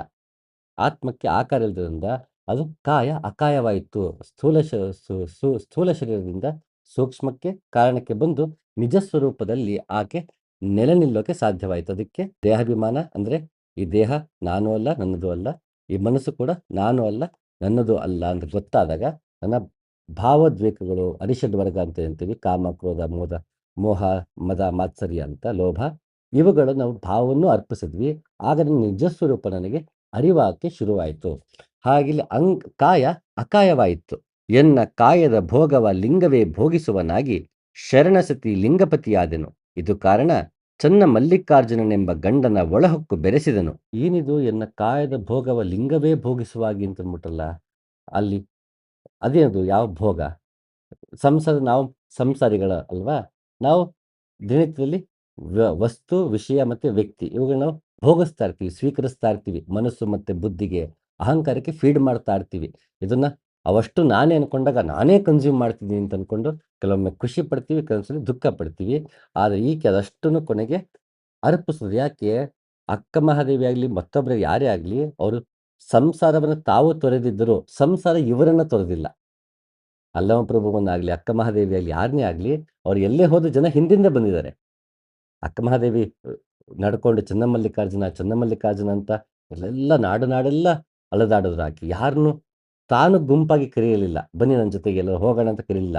ತಾನೇ ಆರಾಮಾಗಿ ಪರಿವ್ರಾಜಕಿಯಾಗಿ ಆರಾಮ ತನ್ನ ಪಾಡು ತನ್ನ ಚನ್ನಮಲ್ಲಿಕಾರ್ಜುನ ಅನ್ಕೊಂಡು ಹೊರಟಂತ ಸಾಧಕಿ. ಆದರೆ ಸಂಸಾರ ಅವ್ರನ್ನ ಬಿಡಲ್ಲ. ಅಂದರೆ ಸಂಸಾರ, ಈ ಜಗತ್ತು ಸಂಸಾರ ಅಂದ ತಕ್ಷಣ ಫ್ಯಾಮಿಲಿ ಅಂತಲ್ಲ, ಸಂಸಾರ. ಸೊ ಈ ಸಮಾಜದ ಜನಗಳು ಅಂತ ಅಣ್ಣ, ಈ ಜನಗಳು ನಮ್ಮನ್ನ ಬಿಡಲ್ಲ. ಹೋಗಿದ ಕಡೆ ಎಲ್ಲ ಅಕ್ಕ ಮಹಾದೇವಿ ಕೈ ಮುಗ್ದಿರ್ತಾರೆ, ಕಾಲು ಮುಗ್ದಿರ್ತಾರೆ. ಅಕ್ಕ ಇವತ್ತು ಇಲ್ಲೇ ಉಳ್ಕೋಬೇಕು, ದಯವಿಟ್ಟು ಇವತ್ತು ಪ್ರಸಾದ ಸ್ವೀಕರಿಸಿ ಅಂತ ಹೇಳಿರ್ತಾರೆ. ಯಾರೋ ಪಾದ ಪೂಜೆ ಮಾಡಿರ್ಬೋದು, ಆಕೆಗೆ ಗುರು ಅಂತ ಹೇಳಿ ಗುರು ಸೇವೆ ಮಾಡಿರ್ತಾರೆ. ಅವ್ರಿಗೆ ಹಣ್ಣು ಹಂಪಲು ಕೊಟ್ಟಿರ್ತಾರೆ, ದಾರಿಲಿ ಕೆಲವರು ನೀರು ಕೊಟ್ಟಿರ್ತಾರೆ, ಒಂದಿನ ದಯವಿಟ್ಟು ಇಲ್ಲೇ ಉಳ್ಕೊಳ್ಳಿ ಅಂತ ಹೇಳಿ ಊಟ ಕೊಟ್ಟಿರ್ತಾರೆ. ತಾನು ಬೇಡ ಅಂದರೂ ಬಂದಿರುತ್ತೆ, ತಾನು ಬೇಡ ಅಂದರೂ ಆಕೆಗೆ ಅದು ಬಂದಿರುತ್ತೆ. ಅದನ್ನು ಕೂಡ ಆಕೆ ಏನ್ ಮಾಡಿದ್ಲು, ಅದನ್ನ ಭಗವಂತನಿಗೆ ಅರ್ಪಿಸ್ಬಿಟ್ರು. ಅದನ್ನ ಬಸವಣ್ಣ ತುಂಬಾ ಚೆನ್ನಾಗಿ ಹೇಳ್ತಾರೆ. ಒಲ್ಲೆನೆಂಬುದು ವೈರಾಗ್ಯ, ಒಲಿವೆನೆಂಬುದು ಕಾಯಗುಣ. ಆವ ಪದಾರ್ಥವಾದಡೇನು ತನ್ನಿದ್ದೆಡೆಗೆ ಬಂದುದು ಲಿಂಗಾರ್ಪಿತವ ಮಾಡಿ ಭೋಗಿಸುವುದೇ ಆಚಾರ. ಕೂಡಲ ಸಂಗಮ ದೇವರ ನೊಲಿಸ ಬಂದ ಪ್ರಸಾದ ಕಾಯವ ಕೆಡಿಸಲಾಗದು.